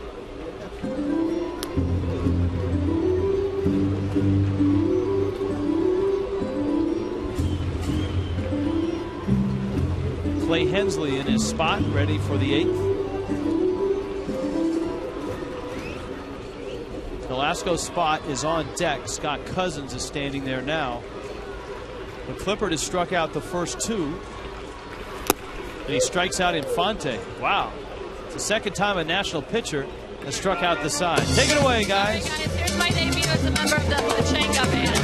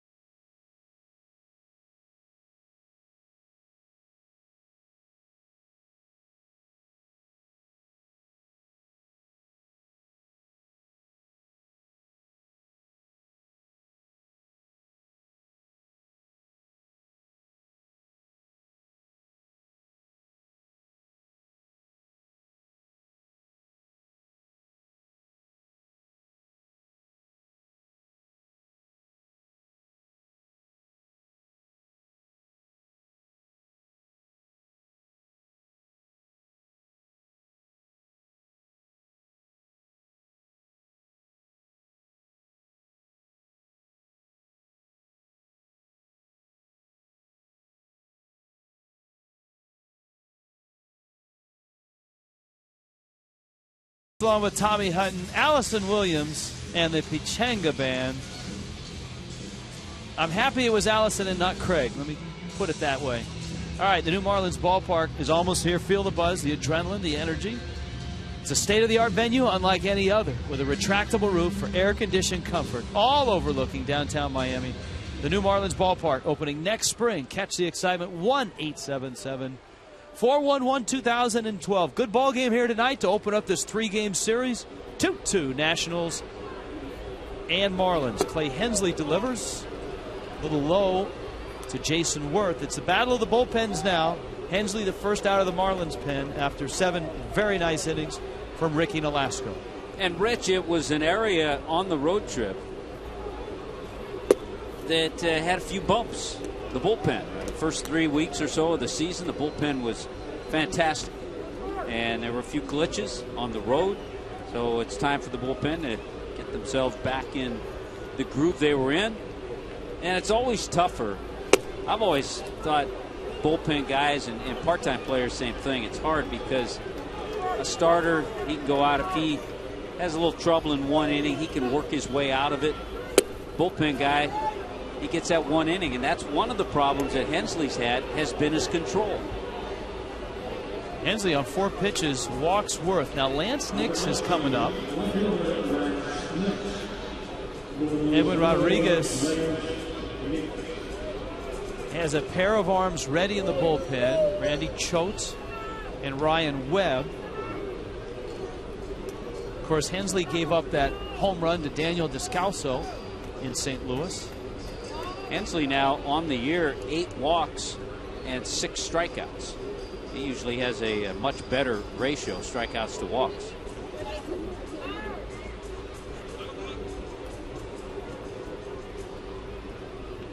That Braves lead over the Phillies is holding up in the 8th inning, 3-0. Atlanta has won 5 in a row.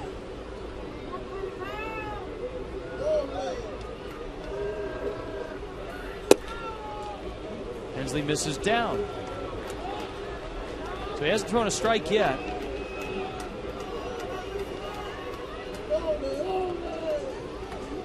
I know you and I both talked to him on the road, and a lot of it he gets rushing. And remember, he also had that injury in the hotel in Cincinnati. That was to his left shoulder, left side of him. Gets a strike on a changeup. And when he's on, and we've talked about it, this is why Edwin has the confidence in him. When he's on, he can get lefties just as easily as right-handers. Well, as you noted, he told us that his issues have been falling behind hitters. Yeah, last year lefties hit 216 against him, righties 184. He was tough against both. Worth has 3 stolen bases this year. He's at first. Jim Riggleman has put the game in motion a couple times tonight. And by the way, Rich, I knew we'd get back to this, but they have changed that error on Omar Infante, and it is a base hit now. Did you change? I did not even change it in my scorebook. Neither did I. It does add an earned run to Ricky. Ricky gave up 2 runs, so they're both earned. Nix with a healthy cut out of play. So Ricky ends the night 7 innings, 6 hits, 2 runs, 2 walks, 11 strikeouts, and brings his ERA down to 3.23. But he can't get a decision. Neither can Jordan Zimmerman, though both pitched well.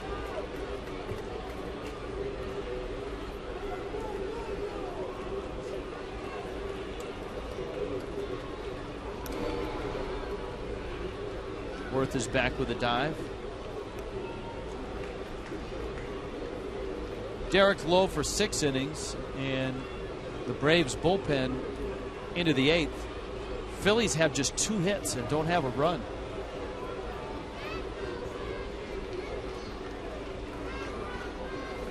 Hensley ready, 2-2 coming. Breaking ball pulled foul. JM Lexus presents our leaders of the game. Game in and game out. Home winning percentage. The Fish, a .667 percentage. 10-5 at home so far this year.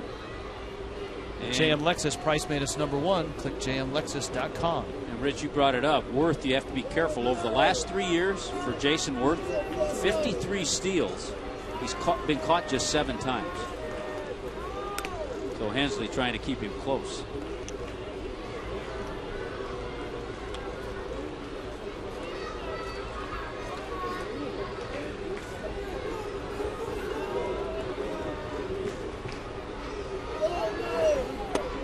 Swing and a miss.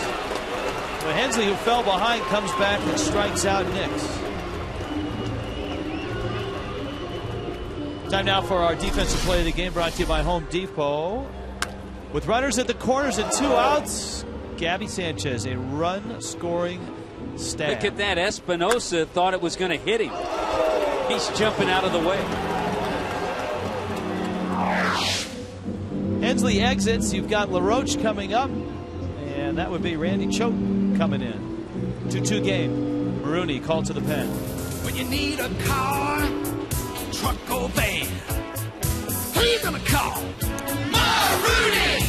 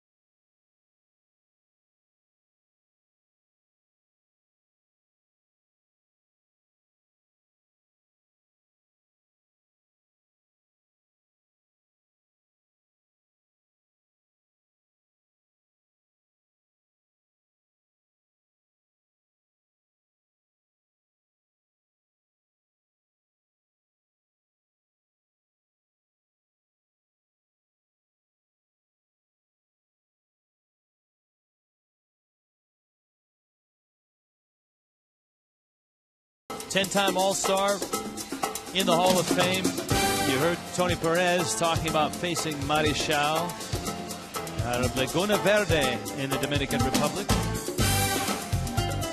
And a longtime San Francisco Giant. Very much a part of that heated rivalry. 243 wins and an impressive 2.89 ERA, but not the winningest pitcher from Latin America. Randy Choate throws a strike. That's a good trivia question. Yeah, by the way, we saw Choate come in Cincinnati 2 nights in a row, get Bruce and Votto back-to-back nights. Did a terrific job against those tough lefties. So that would be a good trivia question. Who is the winningest Latin American pitcher? Pedro Martinez has had a terrific career. It sounds like he's ready to retire. Marichal, of course, in the Hall of Fame. I don't think Pedro has, was it 242 for 243 for Marichal. I don't think Pedro's quite there, but I think he'll be in the Hall of Fame. Yes. Runner goes. Worth got a good jump. Oh, my goodness. On the backswing, Buck got hammered. That's going to send the runner back. That is what is called weak interference. 2 games in a row we've seen that. In the rule book, if something like this happens, it's a dead ball. And, of course, we saw John Baker cut badly on a backswing like that. And Buck really got clobbered. Oh, wow. And he is one who wears that full headgear, the mask.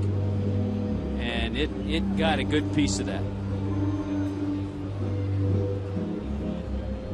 Adam LaRoche has always had this big backswing. Watch how he comes through. Let's go. And he knows. Oh, like a knockout punch. Thank goodness John Buck is all right. And for the Nationals, Worth had the base stolen, even if Buck had come up and fired a strike. So a little bit of a break for the Marlins. By the way, that winningest pitcher from Latin America, El Presidente, Dennis Martinez, 245 career wins. Dennis Martinez. We see him at the ballpark here every now and then. Dennis Martinez is a pitching coach up in Jupiter for the Cardinals team in Jupiter that shares the field with the Marlins Florida State League team. And LaRoche goes down swinging.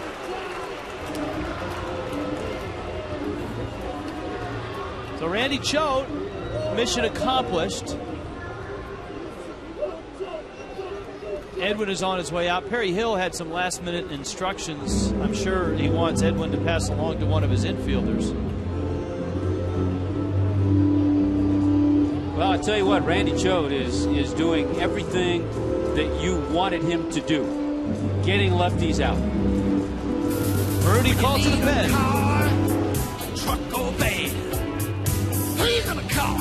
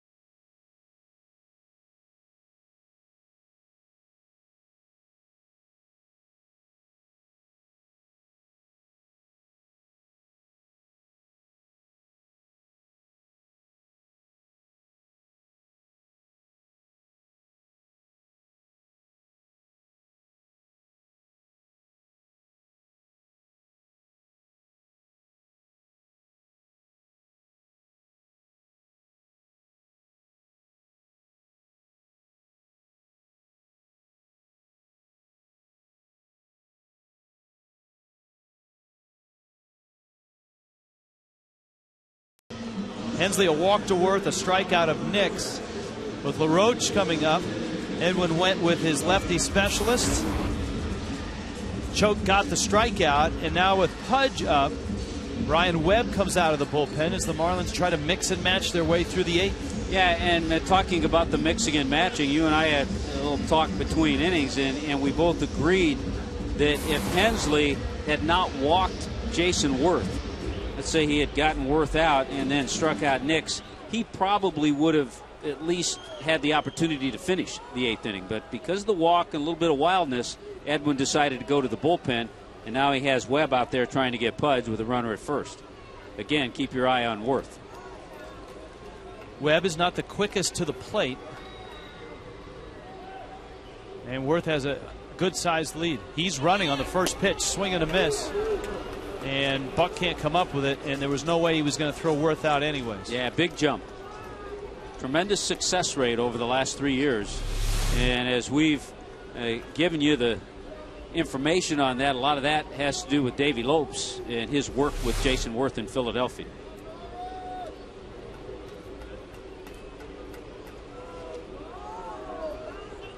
Pudge has singled, bounced out, struck out. And Worth has a big lead at second.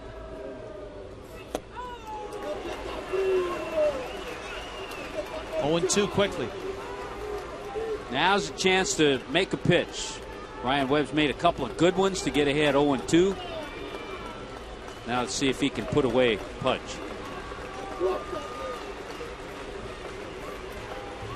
Worth is running, and Pudge lines it foul.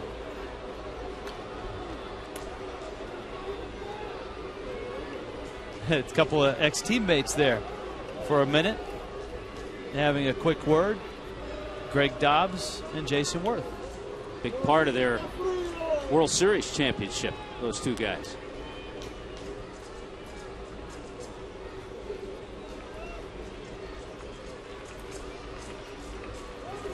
Still 0-2. Still a tough out is Pudge Rodriguez. Got him. Sweeping breaking ball from Ryan Webb. So 3 pitchers to get 3 outs for the Fish here in the 8th.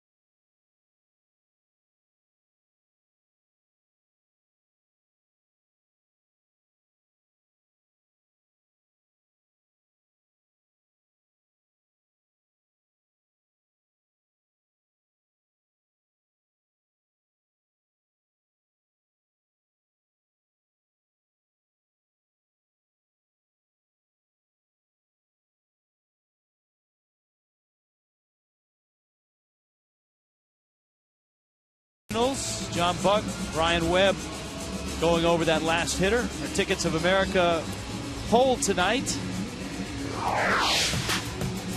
Greatest Hispanic player of all time. Look at that. We must have some fans watching in the Dominican Republic. Juan Marichal, 47, has surged ahead of Clemente. Where's the love for Orlando Cepeda?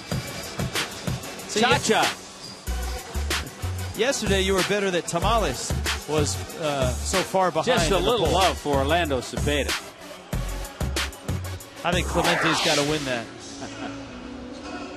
Well, the Marlins went through all those pitchers. Each one got a strikeout to get the out. And now Scott Cousins is going to pinch hit for Ryan Webb.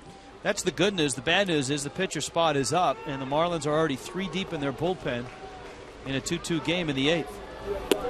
The Marlins staff, of course, Ricky with 11 has struck out 14. The Nationals, between Jordan Zimmerman and Clippard, have struck out 9. They have a lot of swings and misses tonight.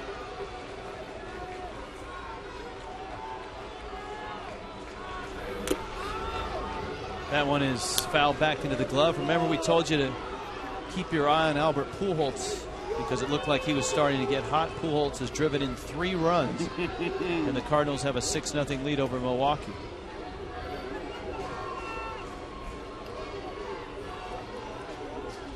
Yadier Molina has homered in that game. Matt Holliday with a double. And that was pretty quick.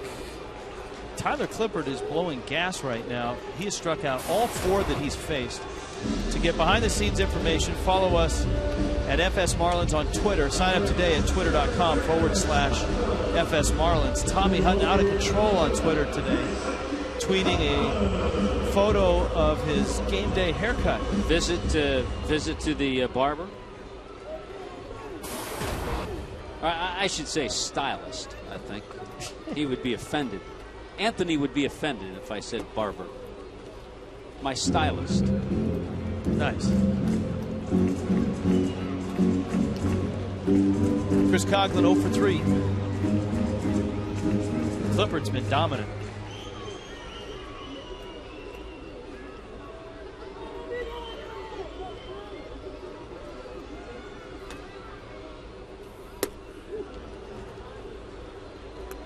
High fastballs. He keeps your sight line up and down because he counters that with that good changeup. And he also has a breaking ball. 24 hitters have punched out of this game. The Nationals have struck out 14 times. The Marlins have struck out 10 times. Of course, you can thank the 2 starting pitchers for starting all of that. Ricky Nolasco has 11 of those strikeouts. Jordan Zimmerman 6. But Clippard is closing in with his 4.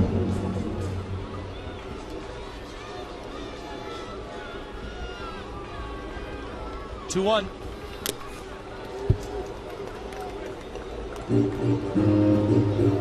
I notice in that Cardinal lineup, La Russa has Rasmus back up in the number 2 hole, but he doesn't have Berkman in the lineup. He's so worn out from that home run trot yesterday. There's Nunez in the pen.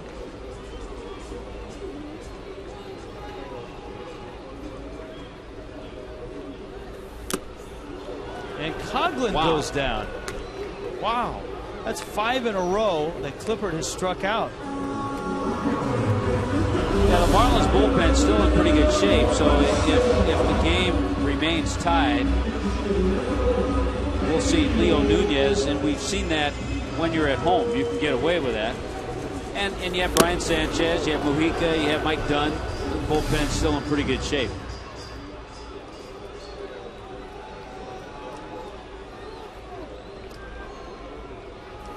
Bonifacio.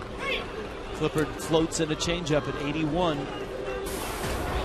Bonifacio has been on twice tonight.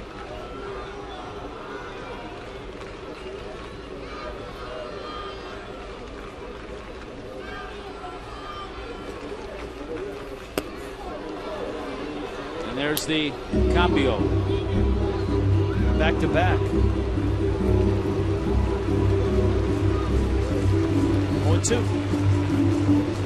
And his pattern would be to go upstairs with a high fastball. Thank goodness he's due up 3rd next inning. For the Marlins' sake. There it is. My goodness.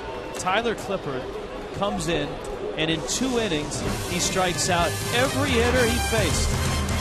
All 6.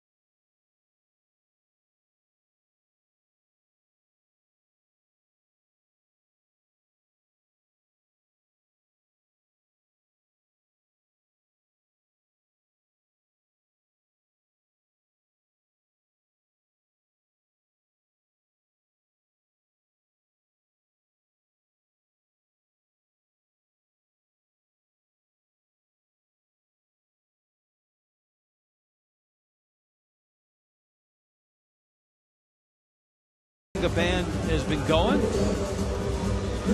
on a Fiesta Friday, and as we here on Fox Sports Florida salute to Hispanic heritage in baseball. Leo Nunez, who started our night by reading the Marlins lineup in Spanish, enters this ball game. The Marlins, a little bit of a gamble here in a sense.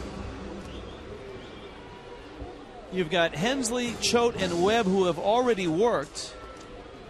And the Marlins, as we told you, they had to pinch hit for Webb. And so here's the result. The Marlins are on their 4th reliever, while the Nationals have used just 1. So if this thing gets into the 10th, 11th, or 12th. Yeah, obviously the Nationals bullpen a lot deeper right now. But we've seen Edwin use Leo Nunez in this role before. And I remember even talking to him about it and asking him, he's not coming in to save a game, but in a way he's coming in, which you can do at home because you're going to get that last AB. He's coming in to save the tie. And that's what he wants Leo to do here. Because if you end up losing the game, then you never use the closer. Yes. Hairston, Desmond, and then Clippard is due up. And Drew Storen, look at his ERA. The other guy who's having a fantastic year. Minuscule. Jerry Hairston's been on all 3 times. He's got a couple doubles and a single.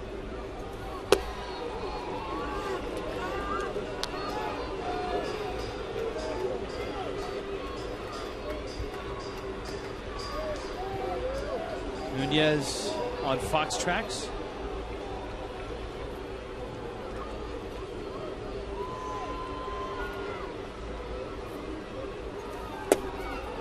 It's out.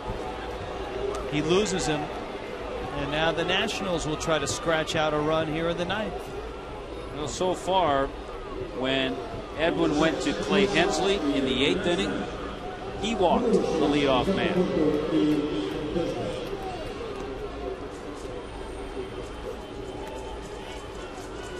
Here's Desmond, who has struck out a sacrifice fly and a sacrifice bunt.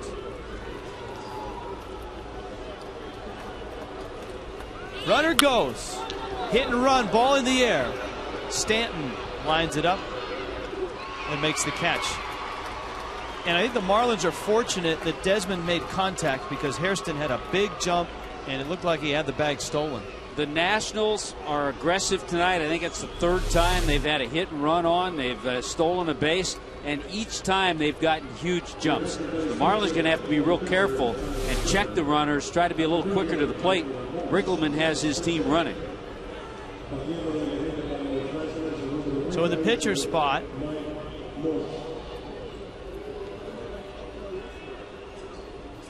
the pride of Nova High School, Mike Morse. It's been an area, the pinch hitting, even though they have Matt Stairs, who got his first pinch hit, his 100th of his career, that has not been a good area for the Nationals. They're just 2 for 33 pinch hitting this year.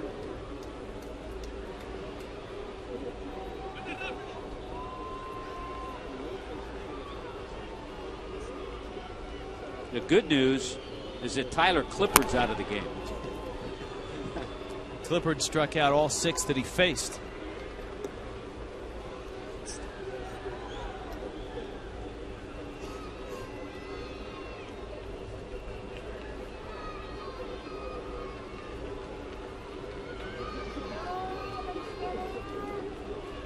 Hairston over at first.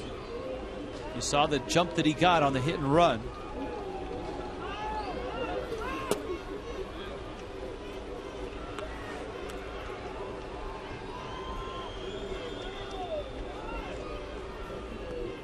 Nunez, who has been perfect in save situations, has had his share of wild rides, so to speak, in notching those saves. This obviously not a save situation. Hairston bluffed and Morse a big rip at a fastball. But as Tommy pointed out, you try to save the tie, give yourself a chance to win it in the bottom of the ninth. If Nunez had a low pitch inning, you could think about bringing him back if you get to the 10th. I think it would have to be 15 pitches or less, and you still have to think about it. Because you don't have an off day until Thursday, and if Nunez were to throw 30-plus pitches, you would probably lose him tomorrow night.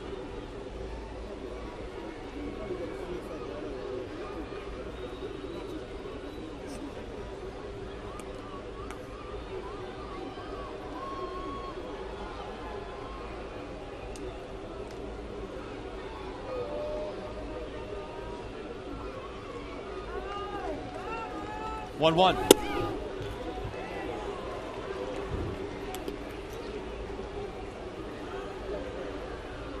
Didn't miss by much. How about a happy birthday to Willie Mays today? 80? 80 years old. Born in 1931. The Say Hey kid, still a kid. Montgomery, Alabama? I believe. Or Mobile? Mobile. Hairston again started. No swing from Morse.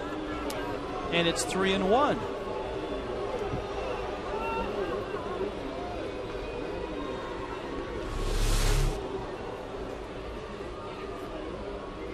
Morris has a big swing, but he did check it there. See if Hairston's going 3-1. That's a good count to run on. Yeah.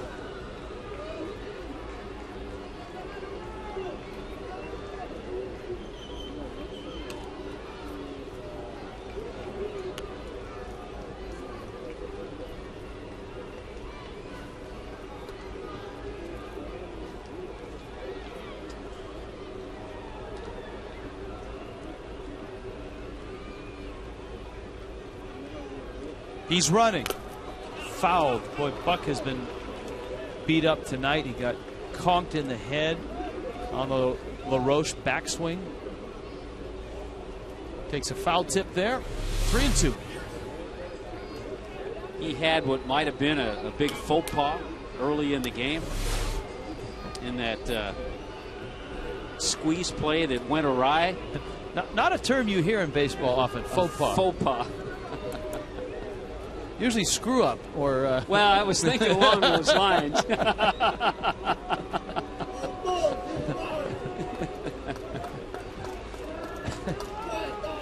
Or here's a 3-2. Runner goes again, and it's fouled into the seats. Andre Ethier has extended his hit streak to 30 games with a first inning single tonight.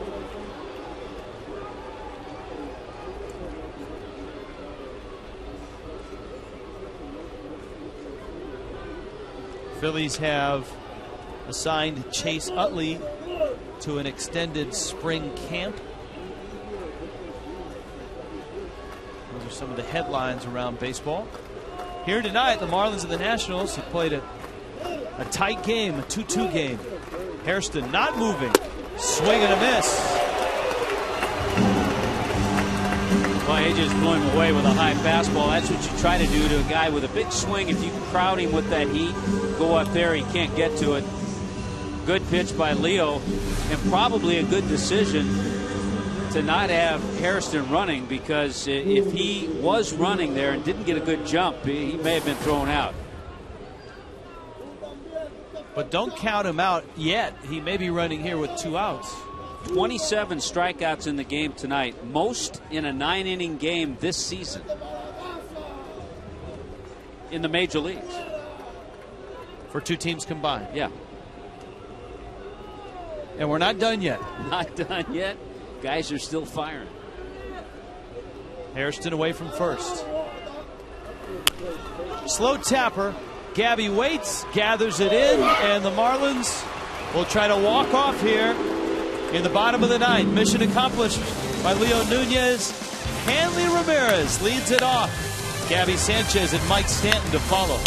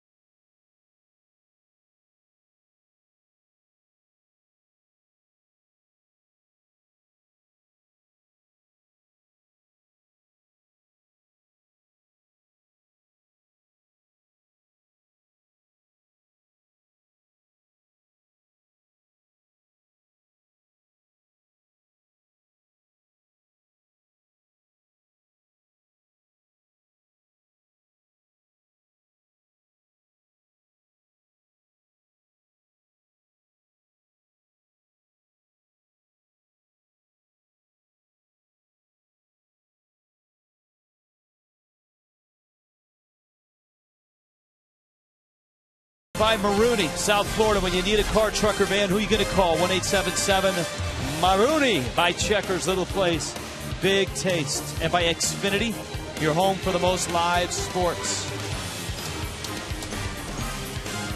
Downtown Miami, 2-2, Nationals, Marlins.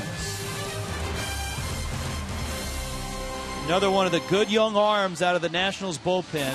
First-round pick back in 2009 out of Stanford, Drew Storen. Kind of was in the shadow of Steven Strasburg as they both climbed the ladder in the minor leagues. But tremendous numbers. Got here quickly. Look at that. Opponents hitting 158 off Storen. It was a quick climb up that ladder for Storen. Breaking ball. Hanley pops it down the right field line. Worth makes the catch. One pitch and one out. Well, he'll have to go a ways to match the 2 innings of relief by Tyler Clippard. Clippard took over for Jordan Zimmerman. And by all accounts, Zimmerman pitched well. 6 innings, 2 runs, 6 strikeouts. Clippard matched the strikeouts in just 2 innings. He struck out every hitter he faced. Now, Clippard featured what we saw, a tremendous fastball and a good changeup. Storen, as lively a fastball, not as herky-jerky delivery, and a good slider. Gabby. By the way, I think Hanley was guessing slider. He got the slider in the first pitch, but when Tony Perez was up here, he talked a little bit about Hanley pulling off the ball a little, and that's what happened on that last swing.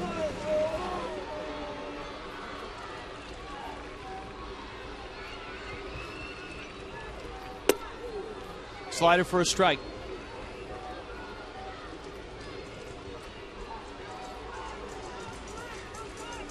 Mike Dunn in the bullpen. Gabby, an RBI single in the 6th, has walked and popped out.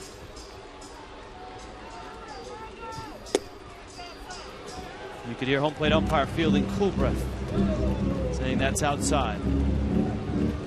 He's had a pretty consistent night. Yeah, he has.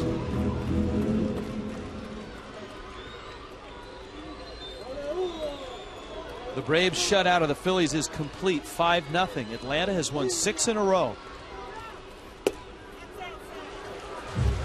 Same spot. Again, missing just off the plate.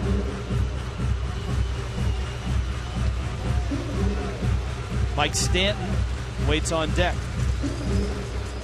Stanton is just happy that Jordan Zimmerman is no longer pitching. He had Stanton's number.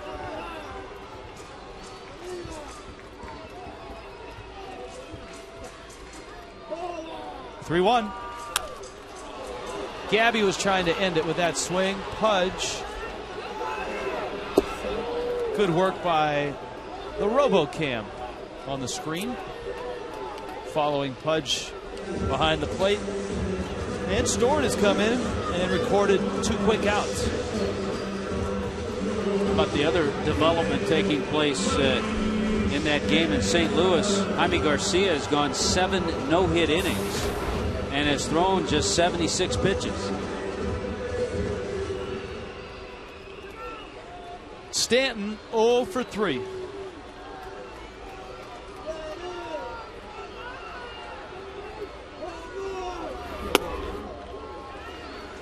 Three home runs on the road trip, 5 on the season.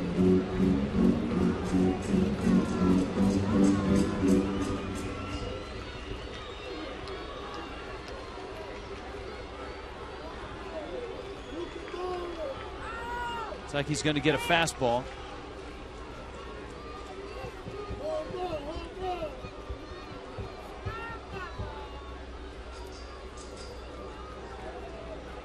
Stanton just 21. Breaking ball, dumped foul. I guess from a long distance, we jinxed Jaime Garcia. He gave up a base hit to Yunieski Betancourt in the 8th inning. Yes, Cardinal blogs are blowing up right now with anger at you.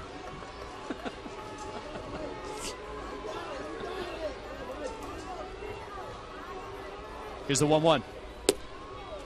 low and away. 96 miles an hour. Storen can chuck it up there at a good rate. And I think he really surprises. He doesn't, after you've seen him a while, but he's not a big guy. But throws hard and a nasty slider. Mike Stanton just looking for a mistake.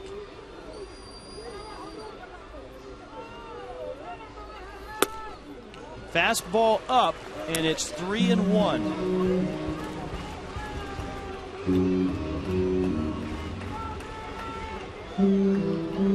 Let's see what he gets here. 2 outs, bottom of the 9th. Breaking ball, fly ball, center field, deep. Back goes Hairston to the wall. He makes the catch. Wow, 405 feet from home plate. Wow, he got that mistake, too. A 3-1 slider that was very hittable. Mike Stanton just a few feet away from sending everybody home. But it's a big part. Let's go to the 10th.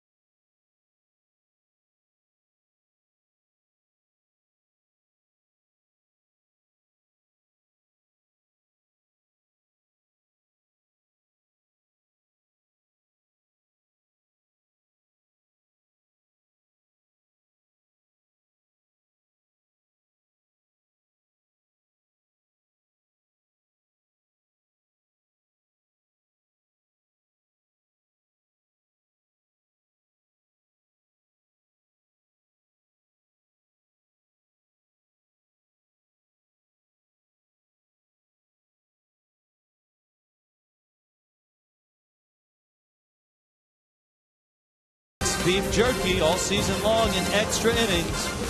Feed your wild side. 2-2 ball game, top of the 10th. Mike Stanton came a few feet away from us not even seeing Jack Links. He got that slider 3-1, middle of the plate, and he just got under it. He's saying go, go, go. It didn't quite go enough. You think about Cincinnati, where we were and where that ball would be in Cincinnati. Hairston a step away from the wall. So now it's up to Mike Dunn to come into this game that has been a game filled with strikeouts. Really the only bad pitch that Mike Dunn has made all year, and it was to one of the hottest hitters in the game, was that home run he allowed to Lance Berkman. But Mike Dunn has been absolutely tremendous in his outings this year. You see the workload that he's had, 22 on Wednesday, 10 on Thursday, that of course yesterday, and the first one he threw of that 10 was the one that ended up in the seats, Lance Berkman. Alex Cora, Jason Worth, Lance Nix, that's a strike. This was the first of 10 he threw yesterday.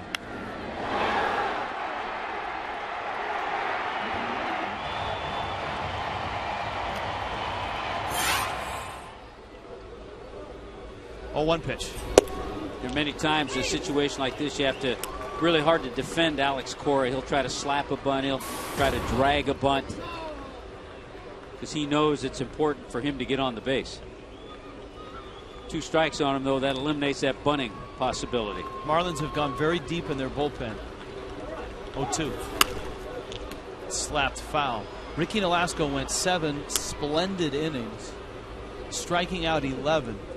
Giving up the 2 runs. But in the 8th, the Marlins used 3 pitchers to get 3 outs. Clay Hensley, Randy Choate, and Ryan Webb. Webb's spot was due up the next inning, and so Edwin had to pinch hit for him, and that meant Leo Nunez for the 9th. But here in the 10th, it's done.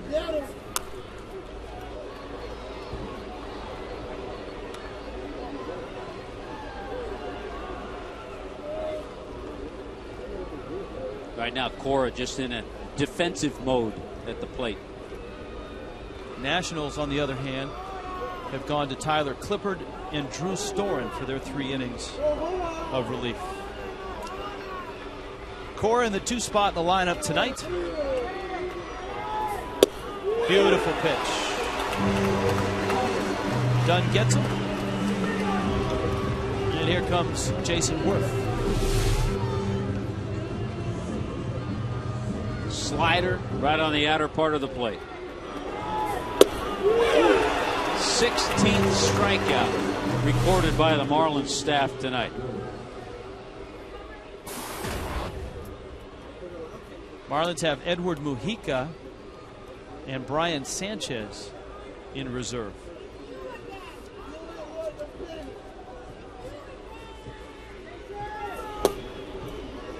And right now it looks like Jim Riggleman is going to get another inning out of Drew Storen because their bullpen's busy. Pitcher spot is not up for a while.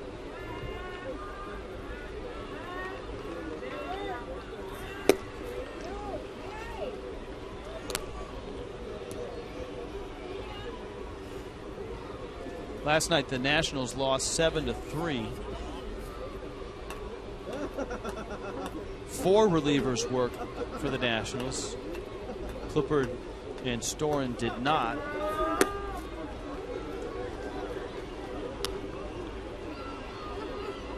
And they had about a 3 a.m. arrival into Fort Lauderdale. Boy, I know that drill.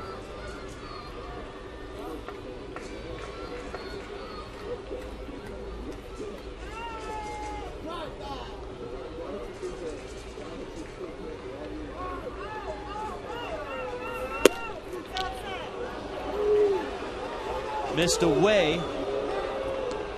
Nix is on deck. It's 3-1. Got back-to-back lefties, but you hate to get this guy on the bases, Jason Worth, because we've already seen him steal a bag, and he might try it again.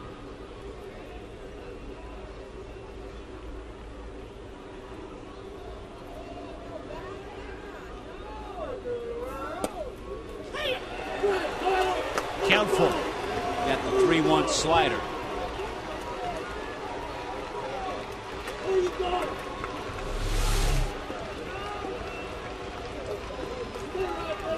Paint.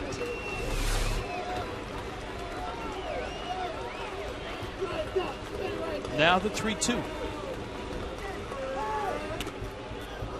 Missed. Worth is aboard.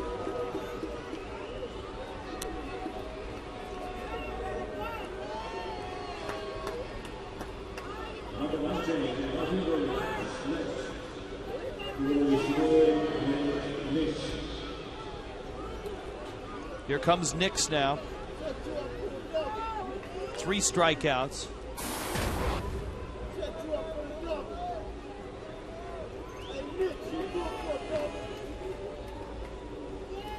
Start looking at Riggleman's bench. He has Rick Ankiel, but Ankiel might not be available. A little wrist injury. High chopper, that's trouble. It's over Gabby's head. Stanton towards the line. Worth runs well, headed to third, and he'll be held there. Ball comes to the plate, and the Nationals are set up now with 1 out and runners second and third. Now the Marlins this year, and they've played 5 of them, have not had good success in extra innings. Ball wasn't hit that well, but bounced over Gabby's head. The Marlins are just 1-4 in their 5 extra inning games this year. Perry Hill. Edwin on his way out. Hill will give Edwin a few instructions for the infield. So Edwin will talk to the pitcher, then he'll talk to the infield.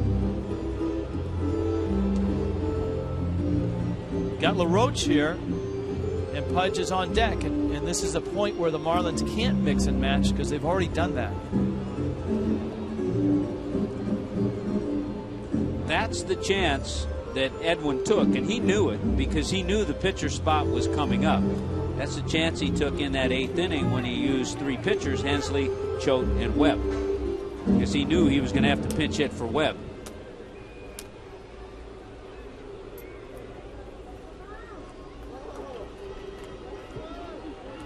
Infield comes in. So the Marlins are trying to choke off this run. The danger is that LaRoche punches one through and it becomes 2 runs.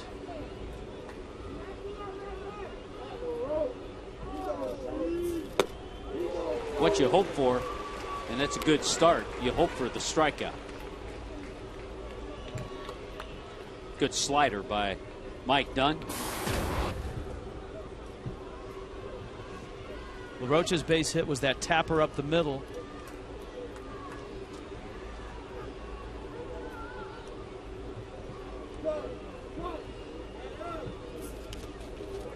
Buck smothers it. Good job. Keep that ball. If you keep it in front of you, the runners can't move. They see the ball, they pick it up. So good job by John Buck, who you mentioned a couple of innings ago. He's had a rough night. And it was LaRoche on that backswing that caught him on the side of the helmet.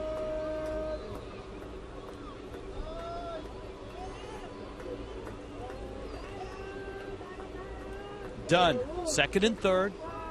1 out in the 10th. To LaRoche. One with the fastball, and he goes 2-1 on him. The inning opened with a strikeout, the 28th strikeout of the night, which is the most in the big leagues this year for 2 teams.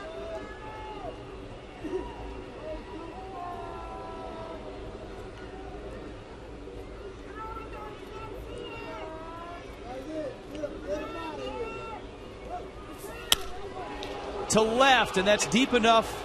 The Nationals are going to take the lead. Bonifacio makes the catch, and coming home is Worth. And so Washington has a 3-2 lead in the 10th. Adam LaRoche delivers. You know, he's been in the big leagues a long time. He's been an RBI guy. He's the kind of guy who averages about 80 to 90 RBIs a year. So he knows what was needed in that situation.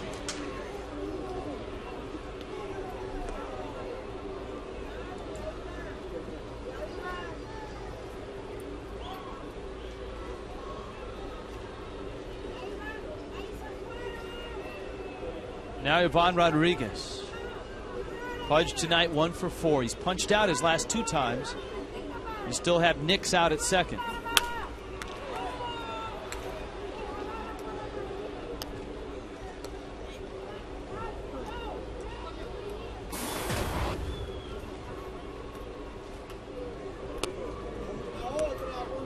Marlins good in 1-run games. As Tommy pointed out, not so good in extra inning games. The Fish are 8-3 in 1-run games this year.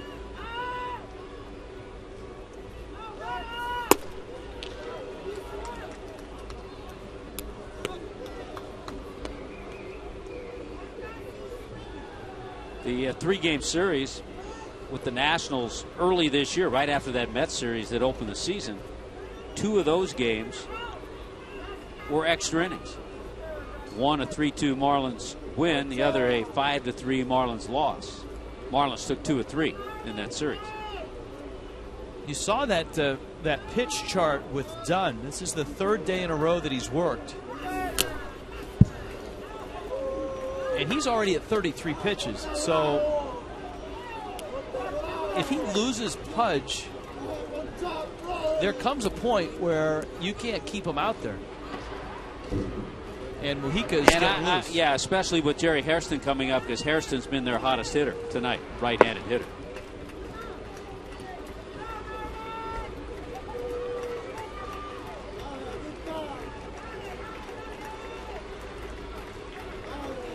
Dunn's 1-2.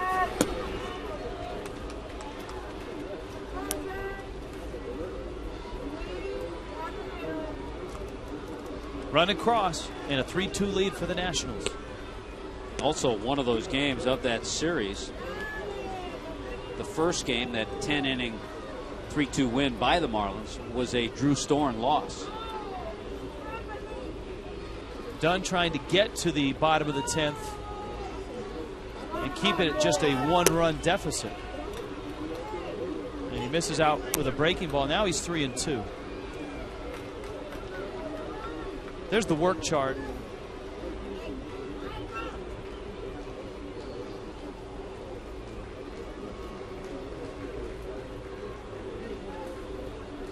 Pitch count on the scoreboard has him at 35, and I gave that total 3 or 4 pitches ago in error, and you saw 21 pitches on the bug. So 21, this will be number 22.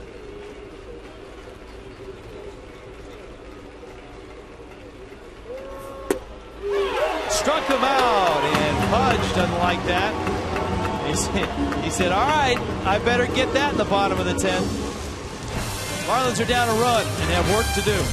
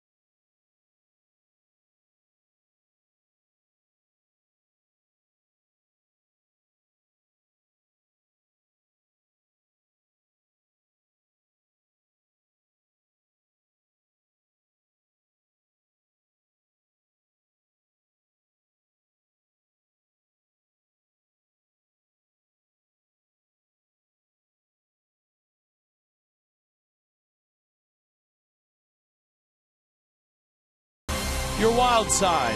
Marlins down a run in the bottom of the 10th on Hispanic Heritage Night. We were talking earlier about the San Juan series last year. The Marlins in San Juan to take on the Mets. Of course, Edwin Rodriguez as the manager. Mike Stanton had a nice series.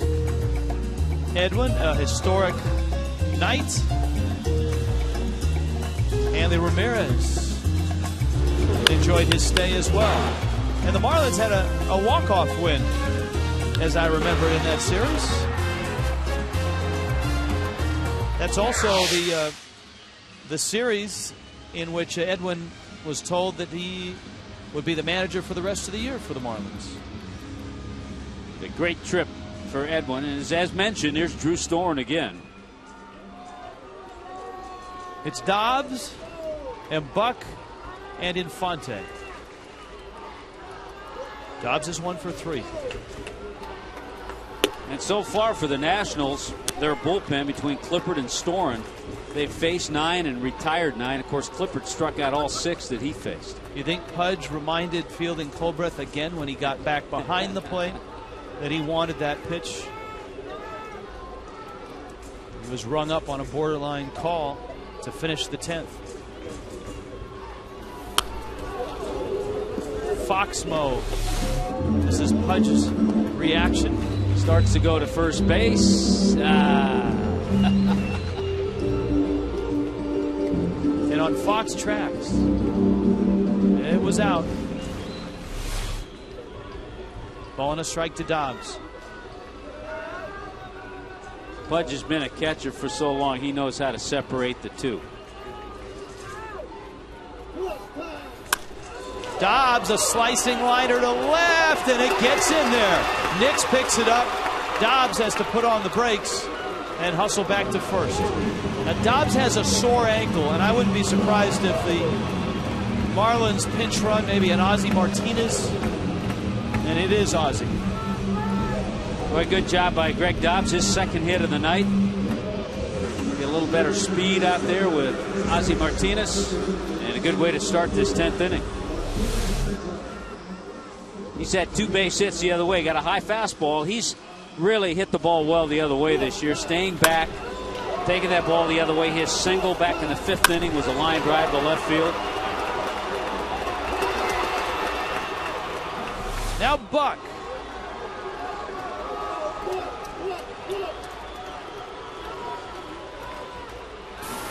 Infante is on deck.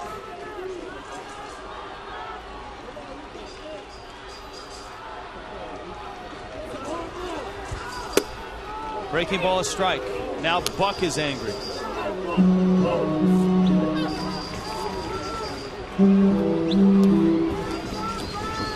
Shows up as a strike. Yeah, that was actually closer than the 1-2 punch.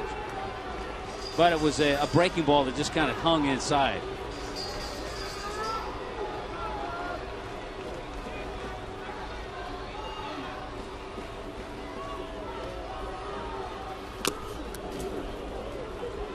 Storen's out front 0-2.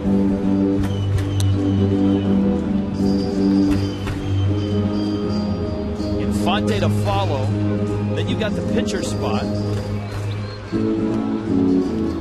Marlins have already used Scott Cousins. Ozzie obviously is in the ball game. And you got Wes Helms. Probably we would see Wes as opposed to the rookie Brian Peterson, the left-handed hitter. Line drive right center. That's a base hit. And Ozzie's around second, headed for third. Big hit by John Buck. Right, John Buck got big hit after big hit on the road trip. He's had a rough night getting hit in the head by a swing from Adam LaRoche. A good slider by Storen. Down, away, with 2 strikes on him. Buck has a terrific swing. Puts it in the right spot, and Ozzie Martinez able to scamper over to third. And another pinch runner. We'll see Brett Hayes run for Buck. So John Buck with a 2-hit night and good work behind the plate as well. Brett Hayes, a better runner, and obviously will stay right in that spot if this thing goes any further. Helms is on deck.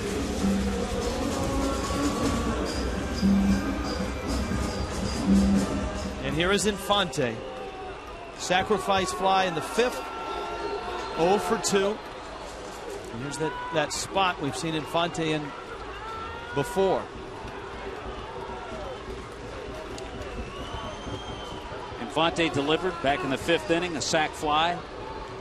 Got it plenty deep. Also deep enough that Buck was at second base at the time, was able to go over to third. 2 RBI hits yesterday in St. Louis. Infield is back for 2.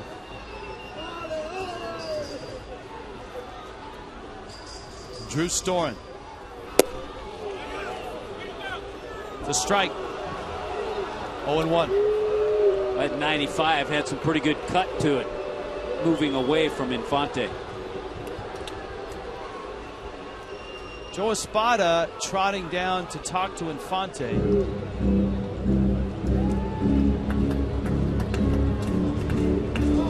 And I think Espada especially wants to make sure that the Marlins don't mix their signals up like they did earlier in the ballgame with John Buck coming to the plate and Ricky Nolasco not bunting.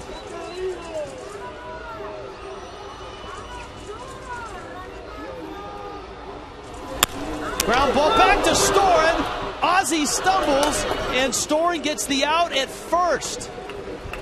Ozzie stumbled, distracted Storen, and instead of going to second, he went to first. And so now up comes Helms, and it's second and third and 1 out.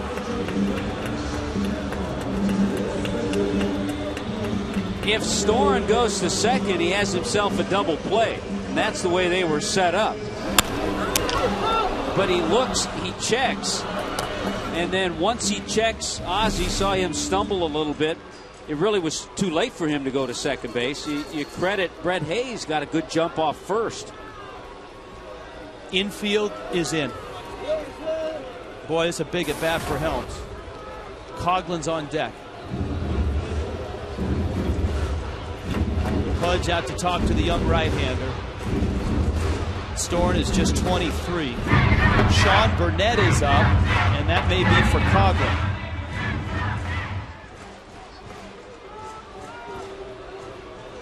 Ozzie Martinez at third, the potential tying run. The game winner out at second, Brett Hayes.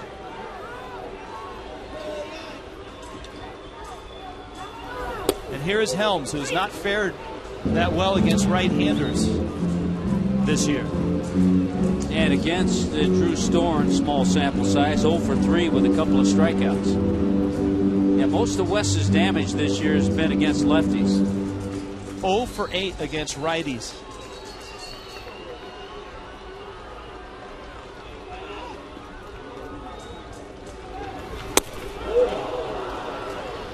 Through the fastball by him.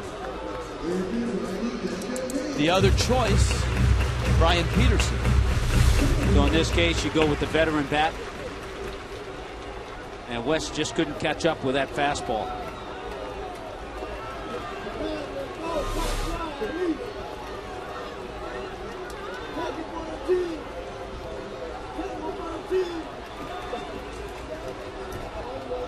Oh, 2.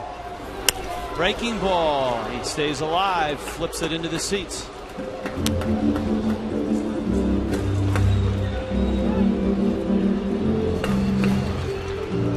Well, as late as Helms was on that fastball, I'd be surprised if he sees another slider.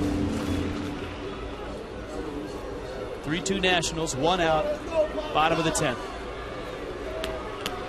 Storen ready. Another 0-2 coming to Helms. Fastball. Oh, he rung him up!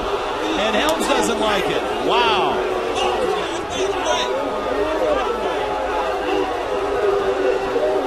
Punch came out of his crouch to get it. Wow.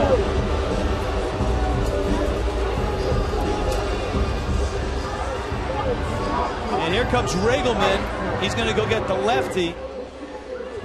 Here's the sequence to Wes Helms. A slider for strike 1. Then he goes up with a fastball to get strike 2. Wes fights off a slider. And watch number 4. Wow, it is in the zone.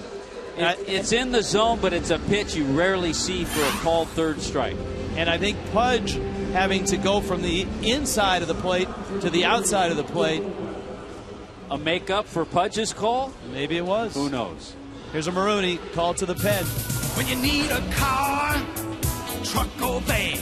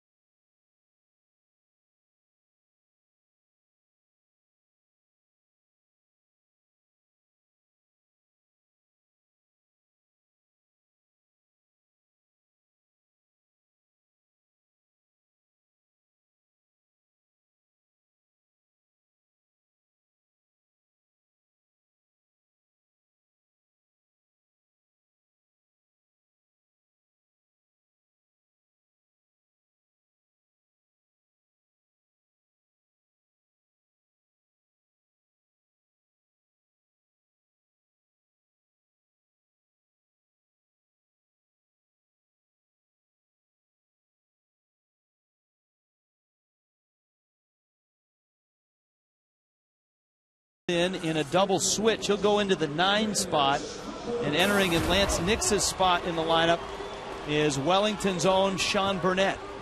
Trying to get 1 out for the Nationals. Live fastball. Slider's kind of like a curveball. It has a big break to it. Coughlin, softy into center. Hairston has it, and the ball game is over. The Marlins leave 2 in scoring position in the 10th. Burnett gets the save.